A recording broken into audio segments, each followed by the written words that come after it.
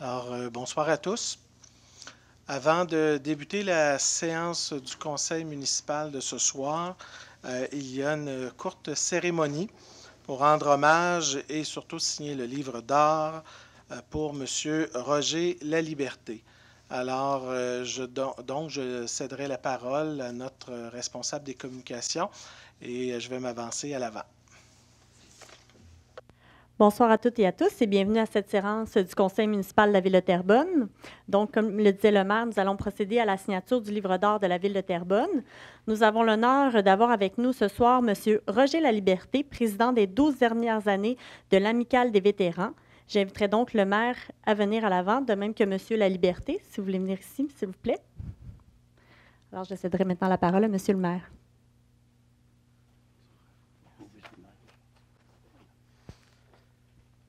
J'ai toujours l'impression d'avoir le micro dans le visage. Alors, bonsoir, chers collègues, chers citoyens et citoyennes de Terrebonne. C'est avec grande fierté que nous recevons le Terrebonnien Roger Laliberté. Ce soir, nous saluons son engagement et sa contribution à titre de président de l'Amicale des vétérans pendant les 12 dernières années, soit de 2008 à 2020. Par la même occasion, la Ville rend hommage à son travail et dévouement auprès des nombreux vétérans, notamment ceux du 22e régiment, où il a lui-même servi de 1957 à 1969. M. Laliberté signera donc le livre d'or de la Ville de Terrebonne. Fils d'un membre des Forces armées canadiennes qui a servi en Allemagne, M. Laliberté a à cœur le bien-être des vétérans. Au fil des ans, il s'est fait un devoir de les faire rayonner et de redonner à ses pairs le respect qui leur est dû. Lors de son service, il a notamment été déployé au Chypre et au Congo. Son courage, son engagement et sa contribution à la cause lui ont permis de recevoir la mention élogieuse du ministre des Anciens combattants au cours d'une cérémonie le 18 juillet 2018 à Québec. La mention élogieuse est décernée chaque année à des Canadiens d'exception, en guise de reconnaissance aux personnes ayant contribué de façon remarquable à la commémoration et également à la communauté des vétérans canadiens par leurs services et leurs soins. Étant à la tête de l'Amicale des vétérans de Terrebonne pendant de nombreuses années, M. Laliberté est bien connu dans la région. Cet organisme a été fondé pour les vétérans francophones qui se sont bien enracinés dans la région, qui ont combattu lors de la Seconde Guerre mondiale et qui cherchaient un endroit pour tenir des rencontres en français. De plus, M. Laliberté visite les vétérans de l'hôpital de Sainte-Anne-de-Bellevue et offre son soutien aux différents corps de cadets de la région Les Moulins. Alors, vous me permettrez de saluer et de rendre hommage à M. Laliberté. Félicitations. Merci, M. le maire.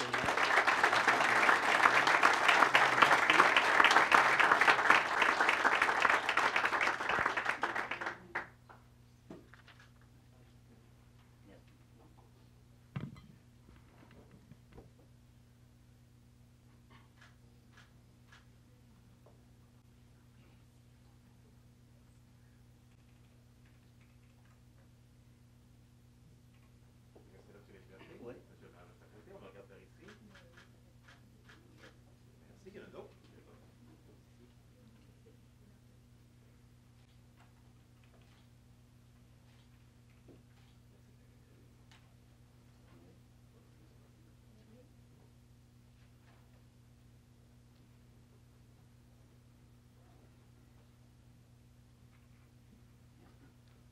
Je vous remercie, M. le maire. Je vous demanderai de rester ici, s'il vous plaît.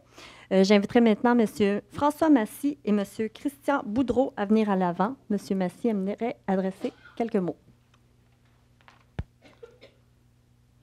Oui, bonsoir à tous.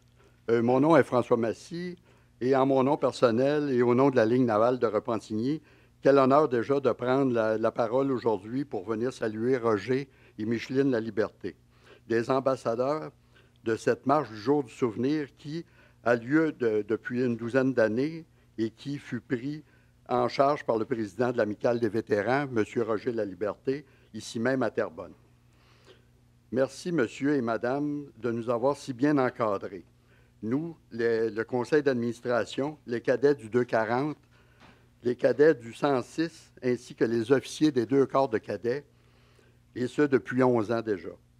C'est avec un immense plaisir que nous tenons à vous remettre l'album souvenir de votre dernière parade en tant que président.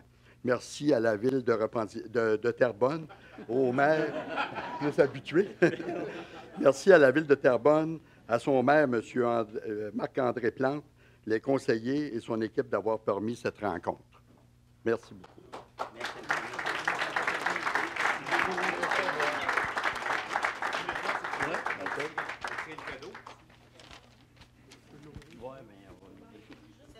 Coller plus par là pour qu'on voit moins les deux. Oui. Il faut se coller par là un peu. Oui.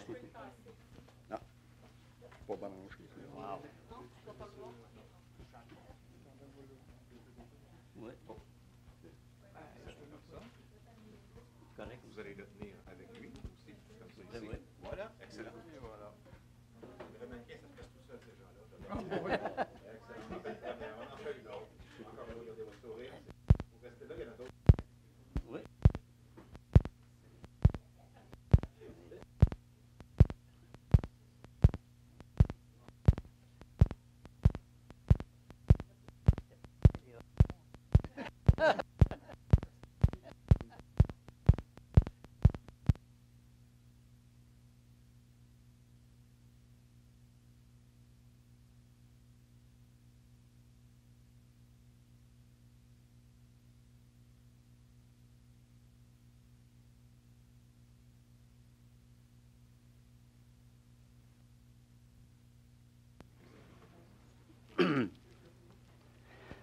Tout d'abord, ça a pris du temps pour la signature. Je sais que mon nom est grand, mais je ne pense pas que c'est si long que ça.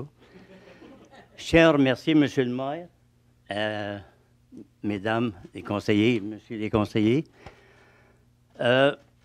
Écoutez, c'est sûr qu'à un moment donné, on a fait ce qu'on devait faire. Comme vétéran moi-même, ça m'a fait un énorme plaisir de faire à chaque année la parade de l'armistice. Je me souviens de jamais oublier qu'on a été d'autres personnes qui ont été avant moi. Depuis que vous dire, j'ai été même discours.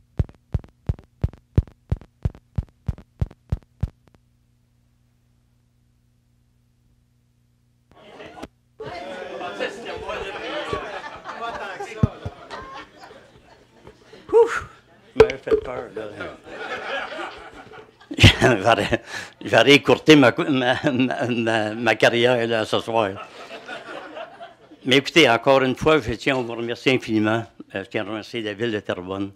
Ça m'a fait un énorme plaisir de vous représenter. Puis j'espère que dans les années à suivre, je vais être là présent. Merci encore une fois, M. le maire. Merci, madame.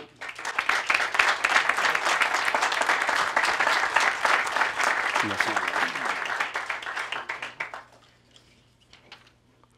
Cela conclut la signature officielle du livre d'or de la ville de Terrebonne. Alors maintenant, la séance du conseil municipal débutera. Merci.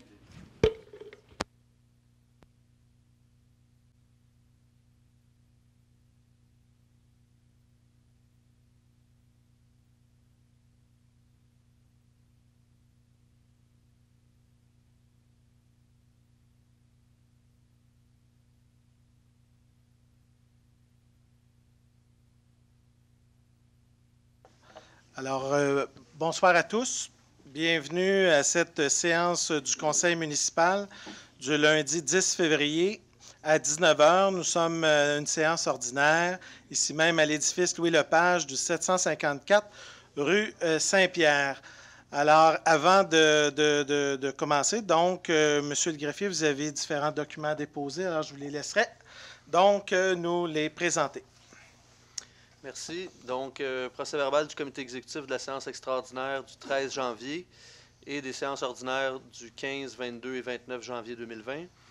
La liste des approbations de dépenses par les fonctionnaires, liste des contrats comportant une dépense de plus de 2 000 $ et moins de 25 000 $ avec un même fournisseur, liste des contrats octroyés de plus de 25 000 $, liste des écritures d'amendements budgétaires, liste des écritures de transfert, rapport des mesures administratives et disciplinaires, rapport d'embauche, reddition de compte mensuel des modifications, évaluations et abolitions de postes, Formulaire de divulgation des intérêts pécuniaires des membres du Conseil pour le conseiller Marc-André Michaud.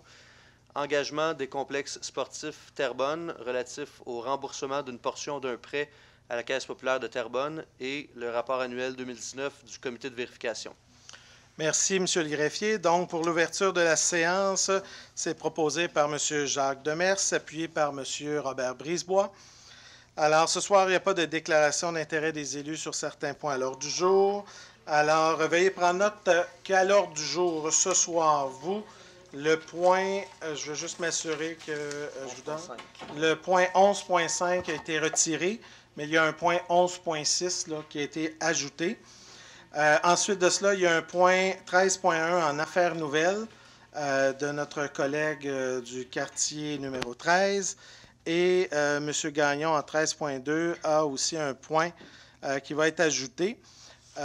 Donc, voilà pour l'ordre du jour de ce soir, qui est proposé par Mme... Juste, oui. Monsieur le maire, je déposerai aussi un élément, en fait, là, pour au point, avant l'adoption de l'ordre du jour, en fait, là, en affaires nouvelles, si c'est possible. Ouais. Donc, en 13.3, vous avez les copies? J'ai perdu bon, on est en 13.3, donc vous avez des documents à distribuer aux membres du Conseil. Tout à fait.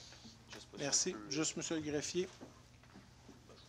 Je ne sais pas si Caroline, tu peux faire ça. Allez-y. Moi aussi, M. le maire, j'ai un point à rajouter, 13.4 à Affaires nouvelles.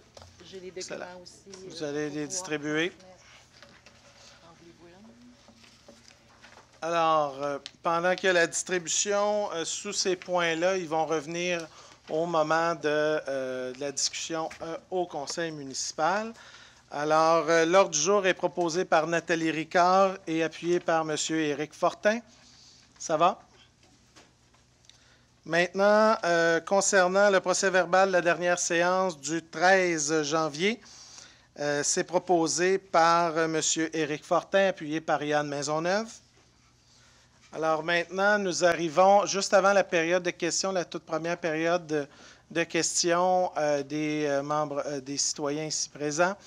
Je voulais simplement faire un petit récapitulatif concernant les opérations de déneigement qui ont cours actuellement, là, donc depuis jeudi dernier. Je tiens tout de même à vous dire, je sais qu'il y a eu un message qui a été transmis là, par l'ensemble de nos équipes des communications de la ville de Terrebonne. Depuis jeudi, l'ensemble de nos équipes sont à l'œuvre sur le territoire. Vous savez qu'avec la tempête de jeudi et vendredi et celle de dimanche, en la nuit de dimanche à lundi, il est tombé là, tout près de 50 cm là, avec des variables sur l'ensemble du territoire de la ville de Terrebonne. Je veux donc vous dire qu'il y a un travail qui est fastidieux qui va se poursuivre au cours de la soirée et au cours des prochains jours. Alors, les opérations de ramassage de la neige, donc les opérations de chargement de la neige vont se poursuivre. Et je veux tout de suite dire aux citoyens qu'à la quantité de neige qui ont été, des précipitations, je tiens tout de suite à dire qu'on en a facilement pour plus d'une semaine. On parle de 10 à 11 jours pour terminer l'ensemble des opérations. Vous comprendrez qu'avec l'ensemble des quantités qui sont à ramasser, bien évidemment, les opérations vont se faire. Je sais que les équipes vont être là à chacune des nuits au cours des prochains jours. Alors, je tenais tout de suite à faire cet élément, puisque je conviens avec vous là, que les précipitations ont été importantes. Et je veux souligner aussi et saluer tout le travail des travailleurs là, qui, au cours des 4 derniers jours, là, ont été à l'œuvre pour assurer la sécurité là, de tous et chacun. Alors maintenant, nous arrivons à la première période de questions, d'un maximum de 30 minutes, 6 questions. Je rappelle toujours qu'un court préambule suivi d'une question et par la suite, il y a une réponse. Et incluant la réponse, ça ne doit pas dépasser 5 minutes là, au total. Alors, donc, veuillez vous présenter votre nom et votre adresse, évidemment.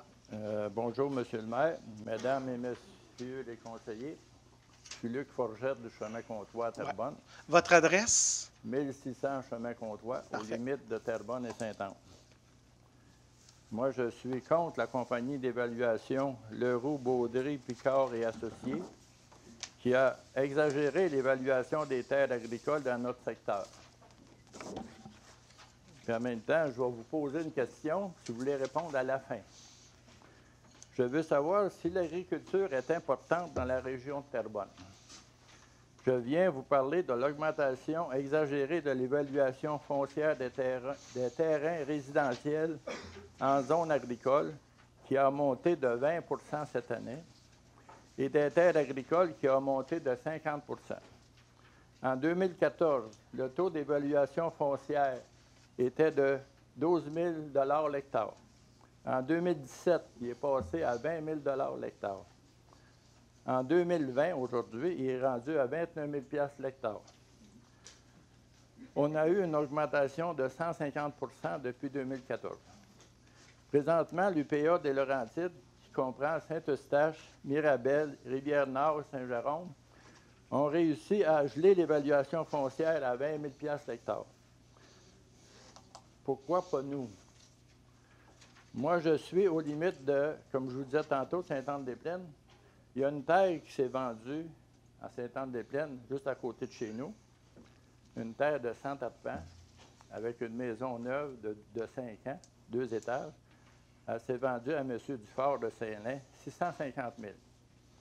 Enlever la maison à 250 000, il reste 400 000 pour la terre, qui fait 15 000 l'hectare. Donc, on demande d'avoir un taux à l'hectare qui pourrait être gelé à 20 000 l'hectare, comme on l'était présentement. Puis en plus, il y a Mascouche, puis ceux que je vous parlais de l'UPA des Laurentides, ils ont un taux distinct. Un taux distinct que l'agriculture, au lieu d'être résidentielle, comme résidentielle, nous autres, on est 0,80. Agricole, on est 0,80 quand même. Tandis qu'eux autres sont à 0,66, sont meilleur marché. Puis j'ai fait signer une pétition. J'ai au-dessus de 30 noms qui ont signé dans mon coin. Puis en plus, on a un monsieur qui est ici, un monsieur Leroux, qui a fait évaluer sa terre en 2019, que l'évaluateur, il a évalué à 15 000 l'hectare. Donc, il y a un méchant problème. La pétition, on peut-tu la passer au... Il me la remettra enfin? Oui.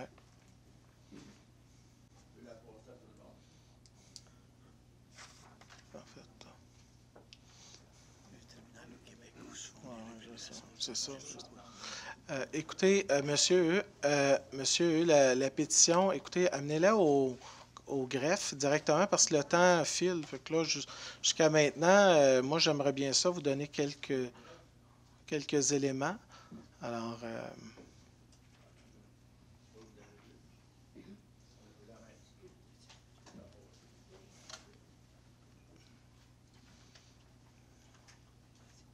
moi, j'ai fini. Vous avez terminé? Il y a ma fille qui peut continuer pour expliquer le taux distinct que personne ne connaît. Il y a M. Éric Fortin qui a eu des nouvelles vendredi. Ben, très bien. Allez-y, madame. Bonjour. Lynne Forget, toujours au 1600 chemin Comtois à Terrebonne aussi. Juste en passant avant le taux distinct, je voulais informer que sur le chemin Comtois, on n'a pas de service d'eau, d'aqueduc, d'égout et le transport en commun. Alors, on demande, comme on avait dans le passé, d'enlever le taux de 0,0915 qui est attribué au transport en commun, parce qu'on ne l'a pas sur notre chemin. Puis, dans le passé, vous l'enleviez de notre taux de taxes qu'on recevait, mais là, on a remarqué que cette année, maintenant qu'il est relié avec les taxes foncières, vous ne l'avez pas déduit. Alors, c'est pour ça que j'ai communiqué avec Mme Judith Grondin de la Ville, qui s'occupe du budget. Puis elle m'a confirmé que c'est vrai que dans le point 80, il y a un taux attribué de 0,0915 qui est attribué au transport en commun. Alors, on aimerait, si possible, de pouvoir l'enlever parce qu'on n'a pas accès à ce service-là sur notre chemin, là, le chemin Comtois. OK.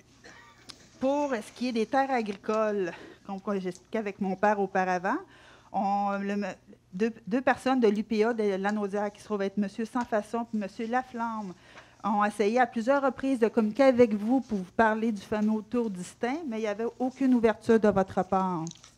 Écoutez, madame, j'ai parlé avec M. Laflamme à plusieurs reprises depuis plusieurs semaines. Je ne voudrais pas qu'on prétende ce type de choses-là ce soir. OK, ben c'est ça J'ai que- même Ouais. des documents à vous donner de M. Laflamme à titre d'information. OK. Et j'ai même discuté avec les gens de l'UPA Lanaudière. Oui. Parce que vous savez que la Terrebonne, c'est dans la région Lanaudière. Alors, Oui, oui, évidemment, les gens à qui on discute, c'est avec les gens de l'UPA Lanaudière. Alors, je voulais vous en assurer là, que... OK. Puis pour ce que j'expliquais pour le taux distinct, en gros, ça dit que la valeur des terres agricoles a augmenté de 50 comparativement à 5 du secteur résidentiel. Le secteur agricole représente 0,72 de la ville. Alors, la ville transfère le fardeau de la charge fiscale vers le secteur agricole. Alors, grâce à l'adoption d'un taux distinct, cela permettrait de diminuer le fardeau fiscal aux agriculteurs. Et en passant à Mascouche, eux autres, ils l'ont, le taux distinct agricole. Alors que Terrebonne ne l'a pas présentement. Alors, c'est pour ça qu'on demande, avec votre aide et avec notre conseiller, M. Éric Fortin, que j'ai essayé de rentrer en communication avec M. Laflamme là, pour qu'il puisse mieux lui expliquer à quoi ça consiste, le taux distinct. Et j'ai deux autres petits points. Et aussi, cette semaine, à Québec, il y a des consultations publiques à l'Assemblée nationale pour les producteurs agricoles. Puis il y a un producteur de Terrebonne, M. Mathieu, qui va être là demain pour montrer son compte de taxes de Terrebonne, qui se trouve à être la ville au Québec avec la plus grosse augmentation d'évaluation foncière et de taxes pour les agriculteurs. Puis pour terminer, c'est juste, je voudrais informer les résidents des zones agricoles qui ont reçu le papier de la MRC. Le papier de la MRC qui montrait comme quoi qu'il y avait des glissements de terrain, des zones de terrain dans la région. Ça ne vous dérange pas parce que vous avez posé beaucoup de questions. Oui. Puis là, vous nous repartez sur un autre sujet qui, à lui seul, si ça ne vous dérange Oui. pas, je pense qu'on va régler le premier dossier OK. parce que là... Parfait. Non, c'est parce que... c'est parce qu'on peut prendre 4 heures. Là, puis malheureusement, on a des règles qui limitent le temps. OK. Alors, premier sujet, je Oui. pense que ça serait plus facile. Là.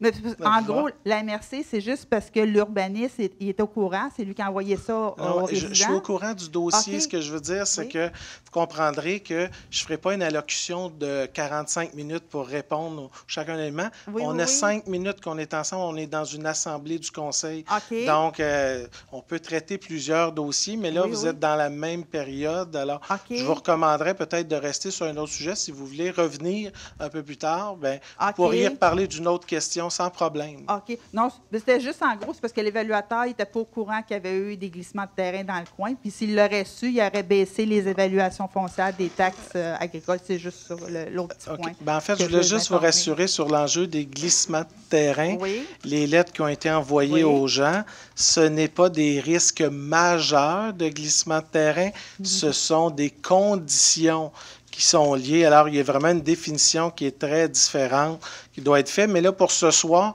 il y a eu un salon qui a eu lieu la semaine Oui, dernière où c'est les ça. gens ont été rencontrés. Oui. Alors, je pense que pour ce ça. soir, on va se limiter plutôt à l'autre aspect. Ah, OK, parfait. Ben, je vous remercie beaucoup. Ça va? Merci. Ben, merci. Au revoir. Alors, peut-être quelques éléments brièvement, puisque le temps avance beaucoup. Je voulais vous dire dans un premier temps, comme vous le savez certainement, que l'évaluation, donc le mandat d'évaluation foncière, c'est fait distinctement. Donc, ce n'est pas les membres du conseil municipal qui déterminent les valeurs de chacun des terrains. Alors, évidemment, il y a un nouveau rôle qui a été déposé récemment. Et celui-ci a fait l'objet, évidemment, d'un travail fastidieux pour l'ensemble de la ville. C'est normé et régi par une loi provinciale pour laquelle la ville ne peut pas soustraire ou le conseil municipal ne peut pas commencer à dire ce terrain-là vaut moins cher qu'un autre. On ne peut pas jouer dans les évaluations. C'est vraiment un travail qui est indépendant. Et c'est une bonne chose parce que comme maire, je ne me vois pas commencer à évaluer moi-même chacun des terrains. Alors, c'est un travail qui est indépendant.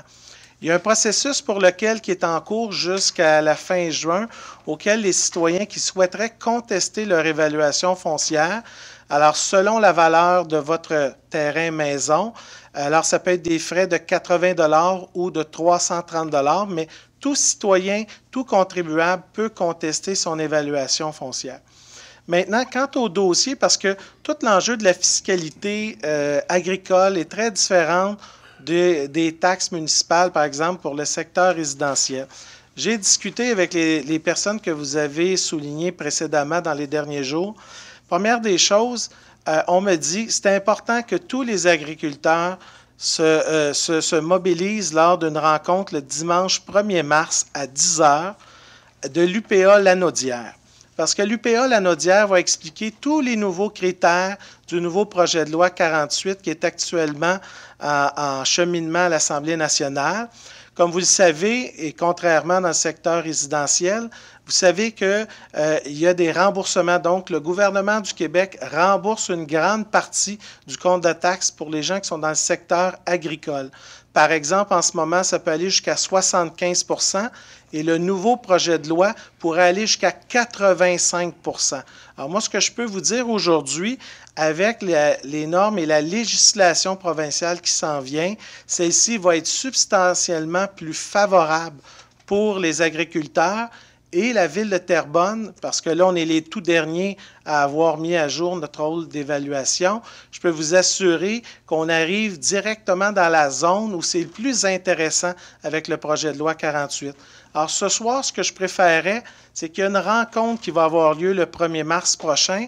Alors, j'inviterai vous et tous les propriétaires agriculteurs, parce qu'il y en a qui sont membres de l'UPA Lanaudière, d'autres ne le sont pas, à vous présenter à ce moment-là. Suite à cette rencontre-là, ce sera plus facile qu'on s'assoie ensemble, parce que là, ce soir, on ferait un cours accéléré de fiscalité municipale agricole, et je pense qu'on prendrait beaucoup de temps dans la séance du conseil, mais par souci que tout le monde ait accès à la même information, je pense que ce serait pertinent que tous puissent se déplacer le 1er mars. J'ai parlé avec M. Mathieu, qui est un agriculteur ici même à Terrebonne, et il me dit, lui, il a reçu sa nouvelle évaluation, il connaît le projet de loi 48, puis il était très heureux des résultats de ce que ça va aussi donner sur le territoire de Terrebonne. Alors, je ne voudrais pas que ce soir, on s'inquiète, parce qu'au contraire, si 85 % de votre compte de taxes est remboursé par le biais du ministère de l'Agriculture, bien, je pense que c'est en soi une très bonne nouvelle en bout de piste. Et nous, comme ville, ce sera un peu compliqué de commencer à jouer dans votre évaluation, commencer à revoir des taux, alors qu'en réalité, le gouvernement du Québec a planifié vraiment un programme qui était adapté et qui défavorisait des villes comme Terrebonne, par exemple. Ça va? Merci. Bonsoir, monsieur. Oui, bonsoir, M. Levesque. Votre nom? Denis Frenette, 863 Saint-François-Xavier, Oui. juste en arrière. J'ai reçu mon compte de taxes, 26 % d'augmentation. Si je comprends, est-ce que je comprends bien que la Ville a besoin d'argent?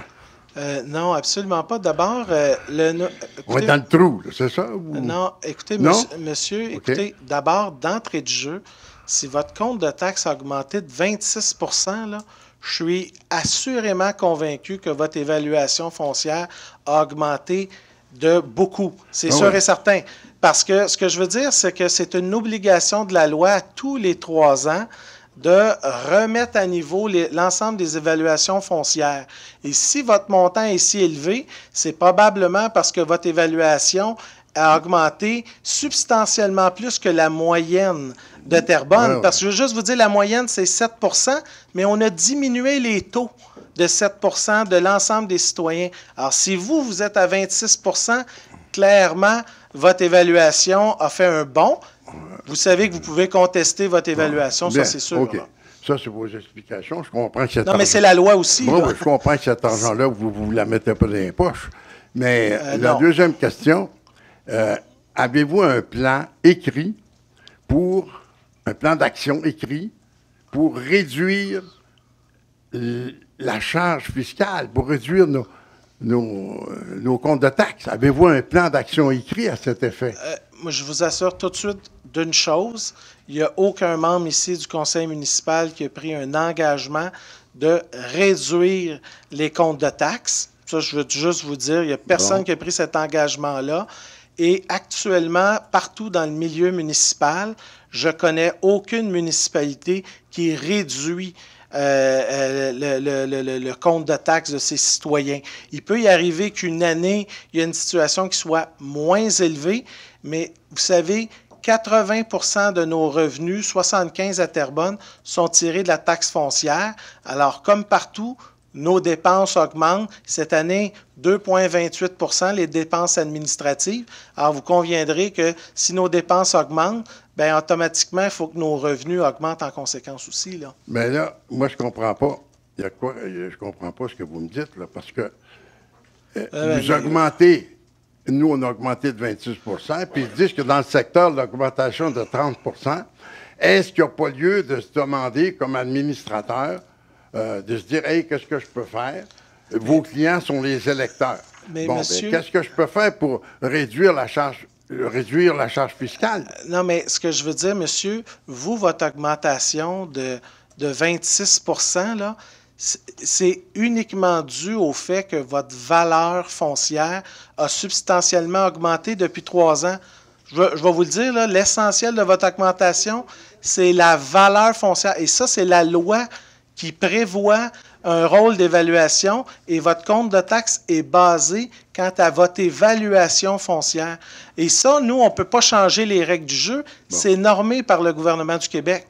Okay. Mais vous pourriez la contester, par exemple. C'est ça que je vais faire, évidemment. Ben oui, ça c'est votre droit. Mais comme citoyen, je m'attendrais à ce qu'une organisation, comme dans une entreprise, on sait que d'après le rapport là, que vous avez eu de l'ENAP que j'ai lu, ben, que la situation de la ville n'est pas rose, puis qu'on a un des plus hauts taux de taxation au Québec.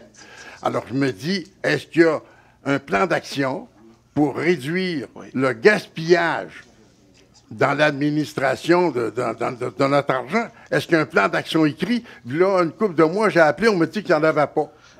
Oui, non, je ne sais pas qui vous a dit ça, mais moi, je vous confirme que oui, on va s'assurer de vous envoyer toute la documentation. Bon, c'est à qui il faut que j'appelle pour avoir une copie? Mais j'ai vos coordonnées, donc vous allez me laisser votre numéro de téléphone, puis on va vous revenir. 450... Non, dites pas ça au micro, dites pas ça au micro. Non, il y a quelqu'un qui va aller vous voir, puis il va prendre votre numéro. Il y a quelqu'un aux communications qui va prendre votre numéro. Dites pas ça au micro. En passant, il y a une belle zone où vous pouvez réduire le gaspillage, et ça peut contribuer à réduire le taux de taxation. C'est les fameuses OBNL. Ça, on pourra s'en parler. Ça, il y a un ramassis de niaiseries là-dedans, avec des beaux titres. Vous allez sur le site web, puis les objectifs, il n'y a rien qu'on peut contrôler. C'est vraiment ridicule. C'est de la charité ou du BS organisé. Merci. Merci, bonjour. Bonsoir. Bonsoir, Hélène Michaud, secteur La Plaine. Monsieur le maire, vous n'êtes pas sans savoir qu'on a perdu un homme extraordinaire.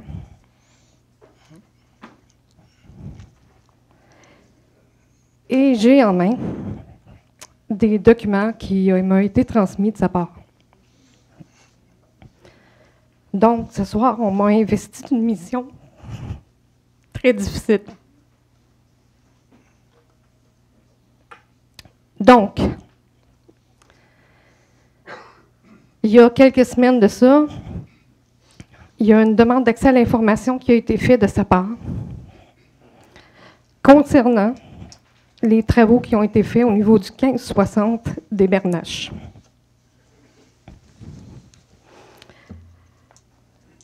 De ces documents, ce qu'on apprend, c'est qu'il y avait des contaminants et qu'on a procédé à la réhabilitation des sols de la maison pour un coût de 66 000 et des sous supplémentaires. Donc, lors de certains conseils de ville, je vous ai posé la question et je vous ai dit que le rapport Golder, vous mentionnez qu'il y avait des contaminants à ces endroits.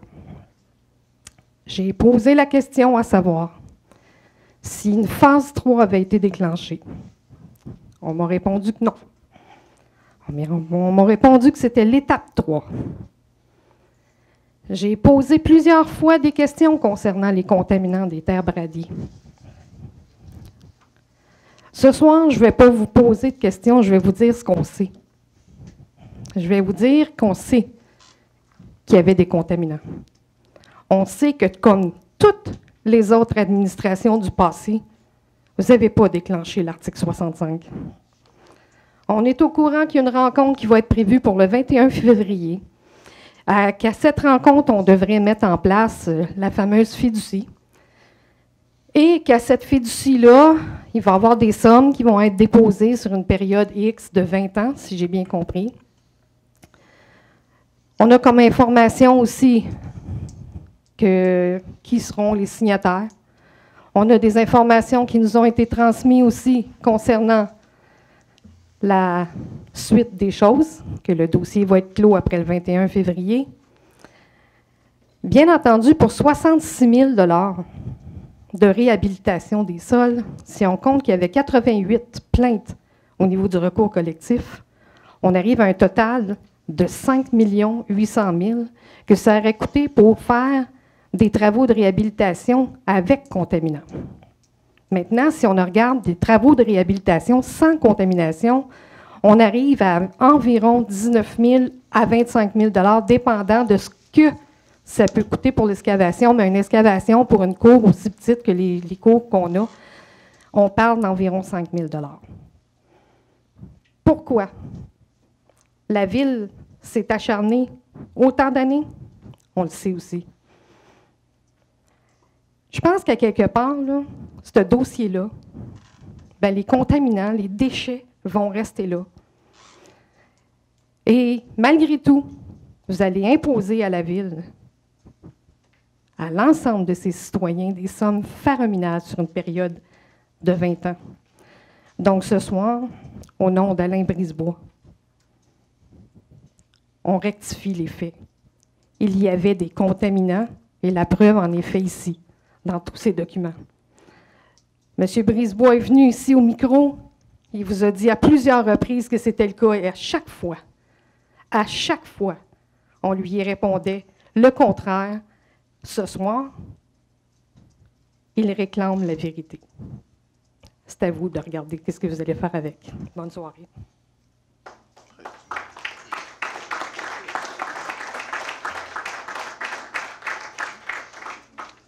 Je vois personne d'autre au micro. Est-ce que...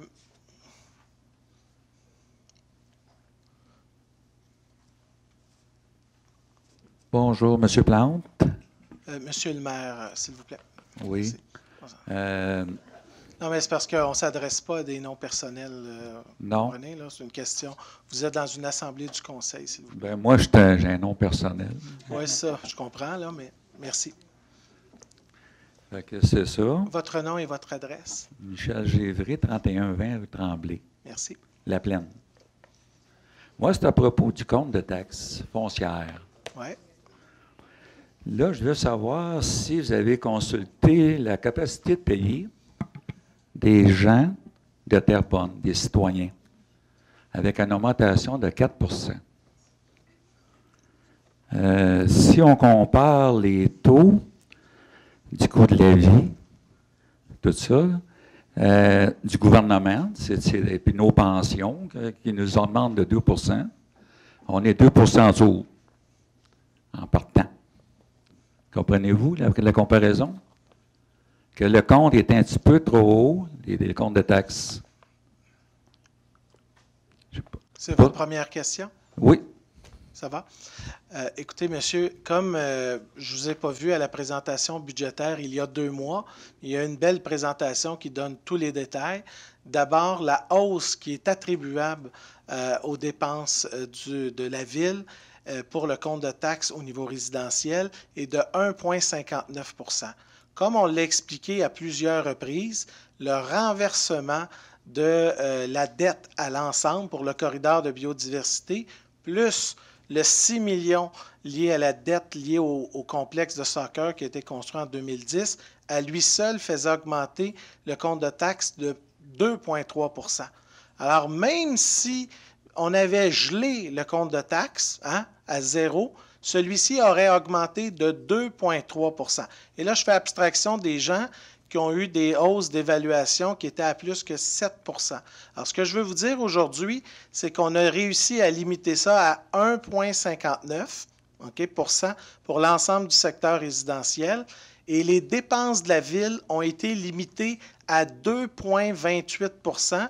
Et si vous aviez été présent lors de la séance au mois de décembre, vous auriez appris rapidement là, que sur le 2,28 % d'augmentation des dépenses administratives de la Ville, là-dessus, il y en avait 1,8 million qui étaient liés au régime de pension des employés municipaux dont on a l'obligation de payer, 1,6 million qui est lié au contrat de déneigement.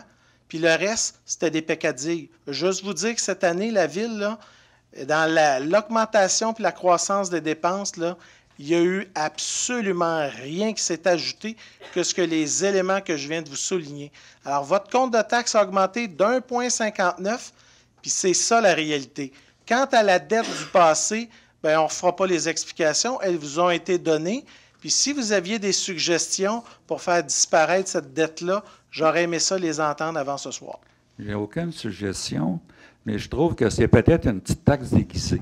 Quelle taxe déguisée? Elle de 4 %. Comprenez-vous? On est plusieurs à payer ça. On avait-tu besoin de payer 4 %? Mais la question, c'est que... Comprenez-vous le nombre de personnes qui payent? Oui, mais écoutez, je reviens sur votre question très simplement.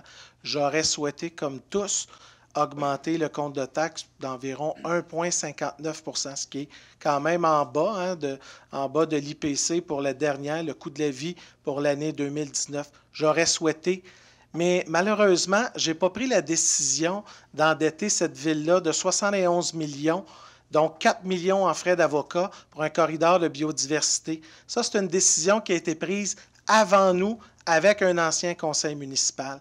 Puis en 2010, quand on a fait le choix d'avoir un complexe de soccer, non pas de 10 millions, mais de 16 millions, j'aurais aimé ça, moi aussi, dire peut-être qu'un complexe de soccer à 10 millions aurait fait la job. Mais malheureusement, je n'ai pas le pouvoir de voyager dans le temps. Je ne peux pas retourner en arrière, je ne peux pas retourner ces décisions-là. Mais aujourd'hui, tous les membres du Conseil ont fait des efforts pour limiter les dépenses et à 2,28 % cette année, pour la 3e année consécutive de toutes les grandes villes au Québec, on est les plus bas dans la croissance des dépenses administratives. Pas 1 an, pas 2 ans, 3 ans consécutifs. On continue de faire des efforts. On va continuer une 4e année, mais malheureusement, il n'y a personne ici dans le conseil municipal qui fait de la magie puis qui invente des revenus sans nécessairement absorber les dépenses administratives qu'on a. Ce 2,3 vous avez terminé votre temps. Il y a une 2e période de questions. Bon, revenez. Merci. Alors, je ne vois personne d'autre au micro. Nous allons donc poursuivre la séance du Conseil. Alors, Monsieur le greffier, nous arrivons donc au point 5.1. Oui, à l'article 5.1, il est résolu que le règlement constituant un fonds local réservé à la réfection et à l'entretien de certaines voies publiques soit adopté sous le numéro 428-12. Alors, c'est proposé par Brigitte Villeneuve, appuyé par Dany Saint-Pierre. L'article 5.2, il est résolu que le règlement relatif au remboursement à la MRC Les Moulins des coûts reliés aux travaux d'entretien du cours d'eau Ruisseau de la Plaine, afin de modifier la répartition des superficies contributives, soit adopté sous le numéro 662-1. Alors, c'est proposé par Nathalie Bellavance, appuyé par Brigitte Villeneuve. À l'article 5.3, il est résolu que le règlement décrétant des travaux de construction d'une conduite maîtresse d'aqueduc sur l'avenue Pierre-Dansereau et le boulevard des Plateaux, et, pour en payer le coût, un emprunt montant de 12 741 000 soit adopté sous le numéro 720. Alors, c'est proposé par Serge Gagnon, appuyé par Yann Maisonneuve. L'article 5.4, il est résolu que le règlement décrétant des travaux de stabilisation des berges d'un tronçon du cours d'eau Ouimet-Gascon, afin d'augmenter de 3 028 000 le montant de l'emprunt pour le porter à 8 875 000, soit adopté sous le numéro 727-1. Alors, c'est proposé par Simon Paquin, appuyé par Éric Fortin. À l'article 8.5, il est résolu que le conseil municipal abroge la résolution 479-10-2016, mandatant la firme d'avocats Dufresne Hébert Comeau, adoptée lors de la séance du conseil du 24 octobre 2016. Alors, c'est proposé par Jacques Demers, appuyé par Robert Brisebois. À l'article 5.6, il est résolu que le conseil municipal appuie Creval dans le cadre de la reconnaissance de la réussite éducative comme une priorité et un enjeu important pour le développement de la ville de Terrebonne, et que la ville s'engage à participer aux Journées de la persévérance scolaire 2020 afin qu'elle soit reconnue comme une ambassadrice de la réussite de ses citoyens. Alors, c'est proposé par Simon Paquin et appuyé par Nathalie Ricard. L'article 5.7, avis de motion est donné et dépôt pour adoption à une prochaine séance du projet de règlement 748 sur la délégation de pouvoir et de suivi et contrôle budgétaire. Alors, c'est proposé par Nathalie Bellavance. À l'article 5.8, avis de motion est donné et dépôt pour adoption à une prochaine séance du projet de règlement 734-1 sur la gestion contractuelle. Alors, l'avis de motion est donné par Yann Maisonneuve. À l'article 5.9, avis de motion est donné et dépôt pour adoption à une prochaine séance du projet de règlement numéro 743-1 sur la tarification pour l'utilisation d'un bien ou d'un service ou pour le bénéfice retiré d'une activité afin de remplacer les annexes de la direction des loisirs et vie communautaire. Alors, l'avis de motion est donné par Simon Paquin. À l'article 6.1, il est résolu que le conseil municipal adopte la politique de placement de l'encaisse. Alors, proposé par Yann Maisonneuve, appuyé par Nathalie Bellavance. 6.2, il est résolu que le conseil municipal autorise la trésorière à être les représentants de la municipalité à l'égard de tout compte qu'elle détient ou détiendra à la caisse et à exercer certains pouvoirs relatifs à la gestion financière de la municipalité. Alors, c'est proposé par Simon Paquin, appuyé par Yann Maisonneuve. À l'article 7.1, il est résolu que le conseil municipal autorise l'amendement budgétaire reflétant la dépense estimée de 150 000 $ de la direction de l'entretien du territoire imputable à l'année financière 2019. Alors, c'est proposé par Robert Brisebois, appuyé par Jacques Demers. À l'article 7.2, il est résolu que le conseil municipal adopte la définition d'un nouvel objet qui fera partie du règlement d'emprunt 713, soit l'objet numéro 2, réfection de la passerelle au parc de la Rivière. Proposé par Simon Paquin, appuyé par Éric Fortin. À l'article 7.3, il est résolu que le conseil municipal accepte, pour un premier renouvellement d'1 an à compter du 1er novembre 2019, la soumission pour le déneigement de stationnement avec la société Compagnie numérique Québec Inc., entreprise CD, au montant de 87 368 $. Alors, c'est proposé par Serge Gagnon, appuyé par Dany Saint-Pierre. L'article 7.4, il est résolu que le conseil municipal approuve les honoraires supplémentaires au montant de 101 121 $ à la société BHP Expert Conseil. Proposé par Réal Leclerc, appuyé par Serge Gagnon. 7.5, il est résolu que le conseil municipal accepte la soumission de la Compagnie numérique Québec Inc., Artier, pour les travaux d'aménagement paysager du parc nature rue d'Angora, le tout pour un montant de 808 000 $. Alors, c'est proposé par Simon Paquin, appuyé par Éric Fortin. À l'article 7.6, il est résolu que le conseil municipal accepte, pour un premier renouvellement d'1 an à compter du 8 avril 2020, la soumission pour le marquage de la chaussée avec la société Ligne Fit au montant de 464 905. Alors, proposé par Serge Gagnon, appuyé par Réal Leclerc. À l'article 7.7, il est résolu que le conseil municipal autorise la modification de la grille d'évaluation dans le cadre de l'appel d'offres de services professionnels pour la reprise et finalisation des plans devis techniques ainsi que les services professionnels requis durant la construction du nouveau quartier général de police, selon les critères détaillés dans la résolution. Alors, c'est proposé par Robert Brisebois, par Dany Saint-Pierre, appuyé par Serge Gagnon. À l'article 8.1, les plans d'implantation et d'intégration architecturale, il est résolu que le conseil municipal donne suite aux recommandations du comité consultatif d'urbanisme du 16 janvier 2020 et adopte à l'égard de chacune d'elles les recommandations de PIIA énumérées au point 1 à 13, telles que plus amplement décrites au projet de résolution. Est-ce que des gens souhaitent s'exprimer sur ce dossier ici dans la salle? Alors, si ce n'est pas le cas, alors c'est proposé par Réal Leclerc, appuyé par Éric Fortin. À l'article 8.2, avis de motion est donné et dépôt pour adoption à une prochaine séance du règlement numéro 96-8, modifiant le règlement constituant le comité consultatif d'urbanisme de Terrebonne, numéro 96, afin d'ajouter les rôles et fonctions du Conseil local du patrimoine. L'avis de motion est donné par André Fontaine. À l'article 8.3, il est résolu que le conseil municipal renouvelle pour une période de 2 ans les mandats de messieurs Yann Maisonneuve et Éric Fortin à titre de membres du comité consultatif de toponymie et que le conseil municipal nomme en tant qu'observateur Mme Guylaine Bédard pour une période de 2 ans. Alors, c'est proposé par Réal Leclerc, appuyé par Serge Gagnon.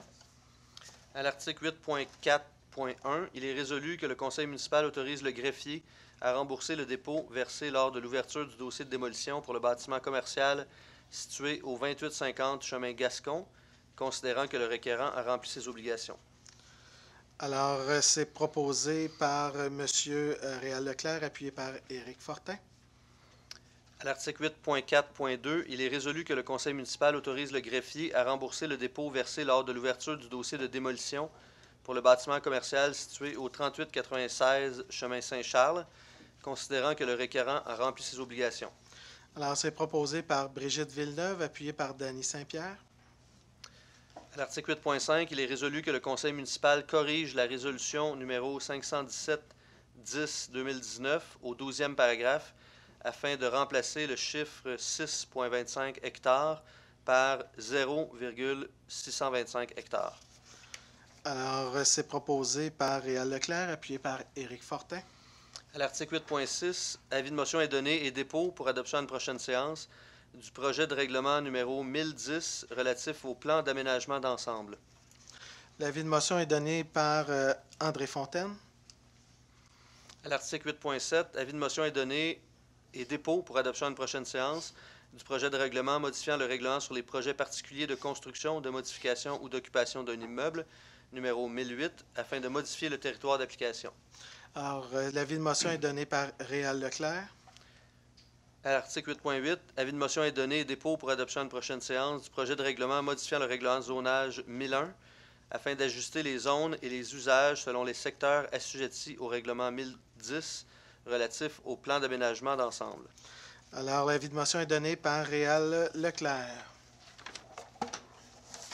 À l'article 9.1, il est résolu que le conseil municipal procède à la création du poste cadre de chef aux opérations à la direction de l'incendie et adopte le nouvel organigramme. Alors, c'est proposé par Yann Maisonneuve, appuyé par Nathalie Bellavance. À l'article 9.2, il est résolu que le conseil municipal procède à la création du poste professionnel de conseiller planification urbaine et réglementation à la direction de l'urbanisme durable et adopte le nouvel organigramme. Proposé par Simon Paquin, appuyé par Yann Maisonneuve. À l'article 9.3, il est résolu que le conseil municipal procède à la création du poste professionnel de conseiller à la direction générale, relations gouvernementales et municipales, et adopte le nouvel organigramme. Alors, c'est proposé par Nathalie Bellavance, appuyé par Simon Paquin. À l'article 9.4, il est résolu que le conseil municipal procède à la création du poste professionnel d'avocat à la direction du greffe et affaires juridiques et adopte le nouvel organigramme. Proposé par Yann Maisonneuve, appuyé par Nathalie Bellavance. À l'article 9.5, il est résolu que le conseil municipal entérine la fin administrative du lien d'emploi de l'employé dans le dossier POL 202-00-2005. 205. 205. Alors, proposé par Simon Paquin, appuyé par Yann Maisonneuve. Ouais. À l'article 10.1, il est résolu que le conseil municipal autorise le maire et le greffier à signer pour et au nom de la ville l'addenda au protocole d'entente 2018-2020 avec le Collège Saint-Sacrement, que le conseil municipal autorise le versement au Collège Saint-Sacrement des montants mentionnés à la résolution. Alors, c'est proposé par Nathalie Ricard, appuyé par Simon Paquin. À l'article 10.2, il est résolu que le conseil municipal autorise la direction du loisir et vie communautaire à présenter au ministère de l'Éducation et de l'Enseignement supérieur une demande d'aide financière aux infrastructures pour la construction d'un centre aquatique dans le secteur du pôle de la Croisée. Proposé par Robert Brisebois, appuyé par Jacques Demers. À l'article 11.1, avis de motion est donné et dépôt pour adoption à une prochaine séance du projet de règlement numéro 737-1 sur la prévention des incendies. Proposé par Dany Saint-Pierre, appuyé par Serge Gagnon. L'article 11.2, il est résolu que le conseil municipal... Ah, c'est un avis de motion, donc. Félicitations, M. Saint-Pierre. C'est votre avis de motion.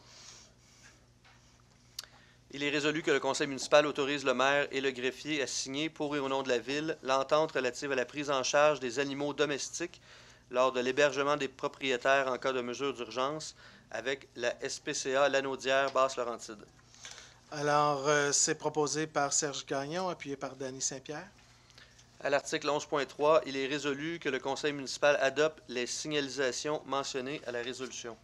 Proposé par Serge Gagnon, appuyé par Éric Fortin.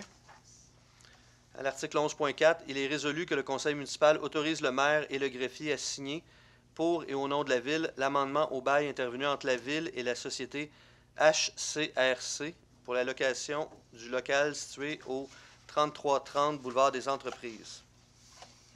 Alors, c'est proposé par M. Réal Leclerc, appuyé par Éric Fortin. Le 11.5 étant enlevé de l'ordre du jour, on est maintenant rendu à 11.6. À l'article 11.6, il est résolu que le conseil municipal accepte, pour un deuxième renouvellement d'1 an à compter du 22 mars 2020, la soumission pour la fourniture d'uniformes de pompiers et d'officiers avec la société Fundy Tactical au montant de 47 833 $. Alors, c'est proposé par Yann Maisonneuve, appuyé par Nathalie Bellavance. À l'article 12.1, il est résolu que le conseil municipal accepte l'offre déposée par la firme PG Solutions pour le logiciel co-municipal au coût de 363 200 $. Alors, c'est proposé par Yann Maisonneuve, appuyé par Nathalie Bellavance. Dans les affaires nouvelles, à 13.1. 13.1. M. Demers. Alors, M. Jacques Demers. Alors, allez-y avec votre résolution. Puis l'affaire en lecture. C'est vous, c'est toi. Ouais.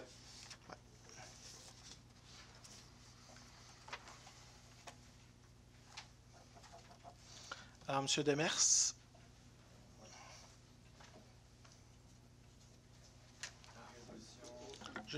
Résolution 13.1. Attendu que les citoyens de la ville de Terrebonne soutiennent favorablement le maintien du zonage actuel de l'ancien site du golfe Le Boisé. Attendu que la réglementation municipale sur les herbes longues est suivie rigoureusement par la ville et que les tribunaux se sont saisis du dossier. Attendu qu'une consultation des citoyens sur l'avenir du site de l'ancien golfe Le Boisé dans le cadre du plan particulier d'urbanisme, le PPU, Centre-Ville, se tiendra prochainement. Attendu que la Ville a réalisé des travaux d'expertise sur le terrain afin de bien connaître notamment la caractérisation des sols et son évaluation. Pour ces motifs, il est proposé que le conseil municipal de la Ville de Terrebonne maintienne l'actuel zonage de l'ancien golfe Le Boisé et s'assure que tout projet éventuel se fasse en respectant les principes de l'acceptabilité sociale. Merci. Alors, quelqu'un pour vous seconder, M. Demers. Alors, je présume Mme Nathalie Bellavance. Alors, donc, la proposition, c'est M. Jacques Demers, appuyé par Nathalie Bellavance. Ça va? Maintenant, en 13.2, alors, M. Serge Gagnon. Oui, ça grinche encore. Alors, non, ça va être correct. Attendu que plus de 930 employés, postes à temps plein, s'efforcent au quotidien d'offrir la meilleure qualité des services municipaux à partir des champs de compétences du ministère des Affaires municipales et de l'Habitation. Attendu que la Ville de Terrebonne a adopté un plan quinquennal de la main-d'œuvre dont l'objectif est de maintenir les effectifs et l'ensemble des services d'ici 2025. Attendu que la transformation organisationnelle vise justement à impliquer les employés et bonifier la performance des services. Pour ces motifs, il est proposé que le conseil municipal de la Ville de Terrebonne réitère l'importance de soutenir les services publics municipaux à Terrebonne en misant sur un environnement de performance et des effectifs soutenus par un plan de formation. Alors, M. Gagnon, vous êtes appuyé par Yann Maisonneuve. Alors, merci. Alors, maintenant, nous arrivons, en fait, en 13.3, c'est un avis de motion. Alors, Monsieur le conseiller du quartier 16, juste nous faire la lecture de l'avis de motion. Alors, hein? Ah, c'est Mme Lepage, excusez-moi, parce qu'il avait levé la main, je m'étais trompé. Alors, Mme Lepage, simplement nous faire lecture là, de l'avis de motion, alors qui va être évidemment discuté à une prochaine séance du Conseil. La conseillère Nathalie Lepage donne avis de motion et dépose pour adoption à une prochaine séance ordinaire et extraordinaire le projet du règlement numéro 13.3 modifiant le règlement numéro 12 fixant la rémunération des membres du Conseil de la Ville de Terrebonne afin de favoriser l'assiduité lors des travaux des commissions et des comités en révisant la rémunération des membres à la fréquence des rencontres. Merci. Alors, c'est un avis de motion, donc à la prochaine séance, il y aura discussion à cet effet. Nous arrivons donc au point 13.4. Donc, vous proposez? Oui, merci. Alors, Mme Desbiens. Merci, M. le maire. Résolution numéro 13.4. Attendu l'article 331 de la loi sur les cités et villes qui prévoit que le Conseil peut faire et mettre à exécution des règles et règlements pour sa régie interne et pour le maintien de l'ordre durant ces séances. Attendu l'article 90 de la loi sur les cités et villes, qui prévoit que le greffier est tenu d'assister aux séances du Conseil et de dresser le procès-verbal de tous ses actes et délibérations.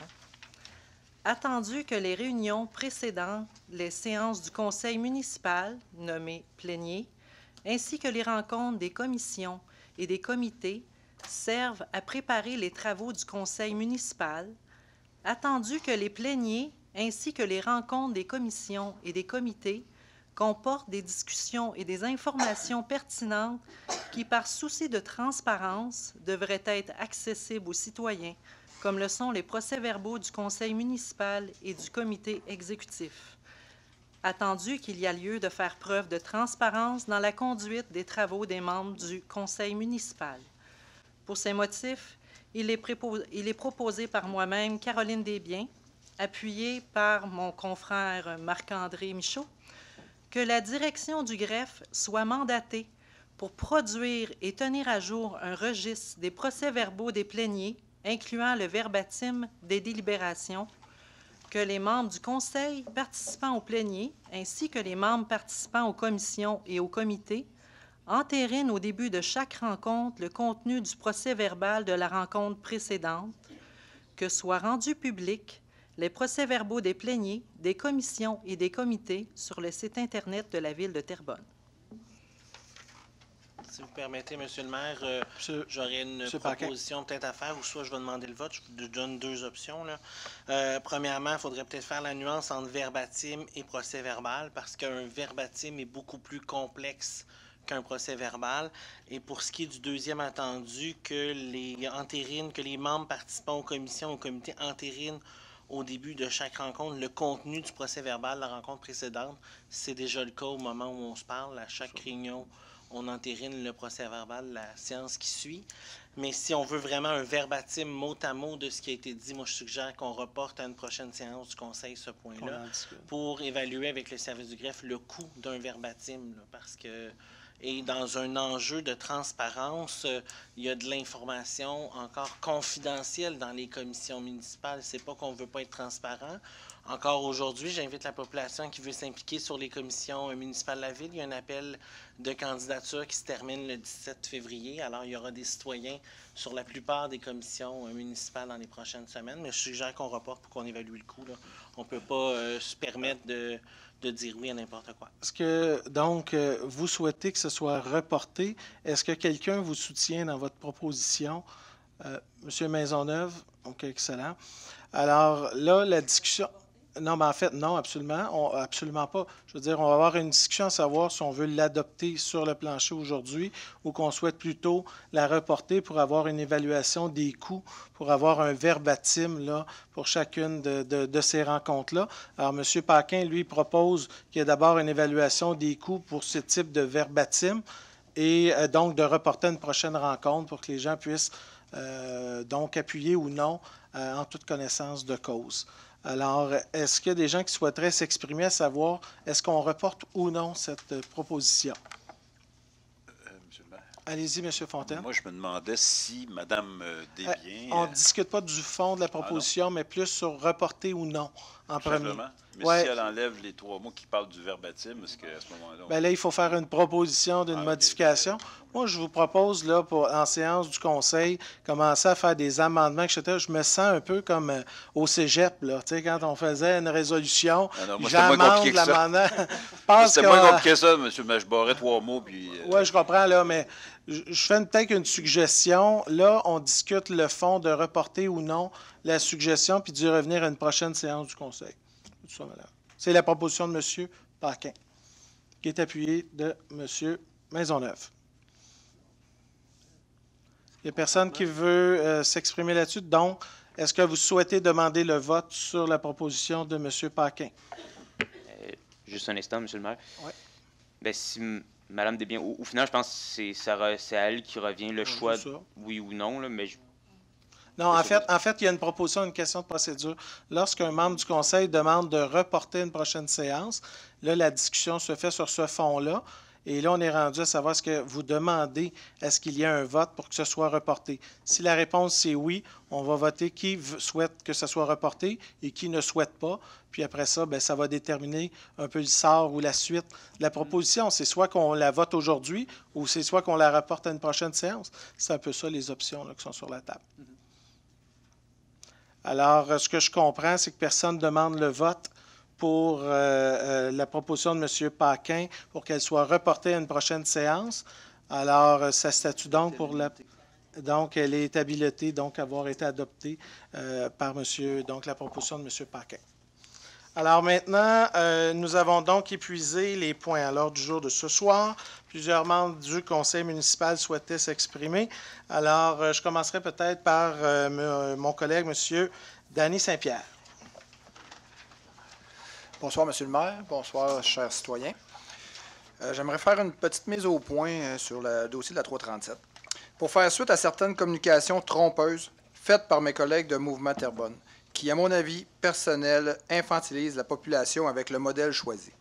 Je trouvais important de faire une mise au point sur le dossier de la 337. Je rappelle que lors de la dernière élection, nous nous étions engagés à mettre tous les efforts pour la réalisation de la 337. Dès notre arrivée en poste, nous avons demandé à l'administration alors en place le dossier et les démarches faites dans ce dossier. Quelle ne fut pas notre surprise d'apprendre que seules des lettres d'intention avaient été envoyées au MTQ et qu'aucune démarche concrète n'avait été entreprise. De plus, quand vous dites que nous ne nous occupons pas des vrais dossiers, j'imagine que le modèle utilisé par vos amis du PQ en 2012, qui consistait à faire une belle annonce sans toutefois avoir mis le projet au PQI et n'avoir fait aucune demande au MTQ, vous ressemble plus. En 15 mois, notre administration a fait plus de démarches qui a été faites au cours des 15 dernières années. Voici donc la réalité des avancements du dossier de la 337. Dès 2018, nous sommes entrés en communication avec le MTQ pour valider les démarches à suivre. Suite au changement de gouvernement en octobre 2018, nous avons mis la pression sur les nouveaux élus pour que la 337 soit mise au PQI. Le ministère des Transports du Québec, MTQ, la Ville de Terrebonne et la députée de Les-Plaines sommes en communication de façon constante pour l'avancement du dossier entourant l'élargissement de la route 337 dans le secteur de la Plaine. Plusieurs démarches ont été franchies à ce jour qui me permet de croire que le projet avance bien et à grands pas.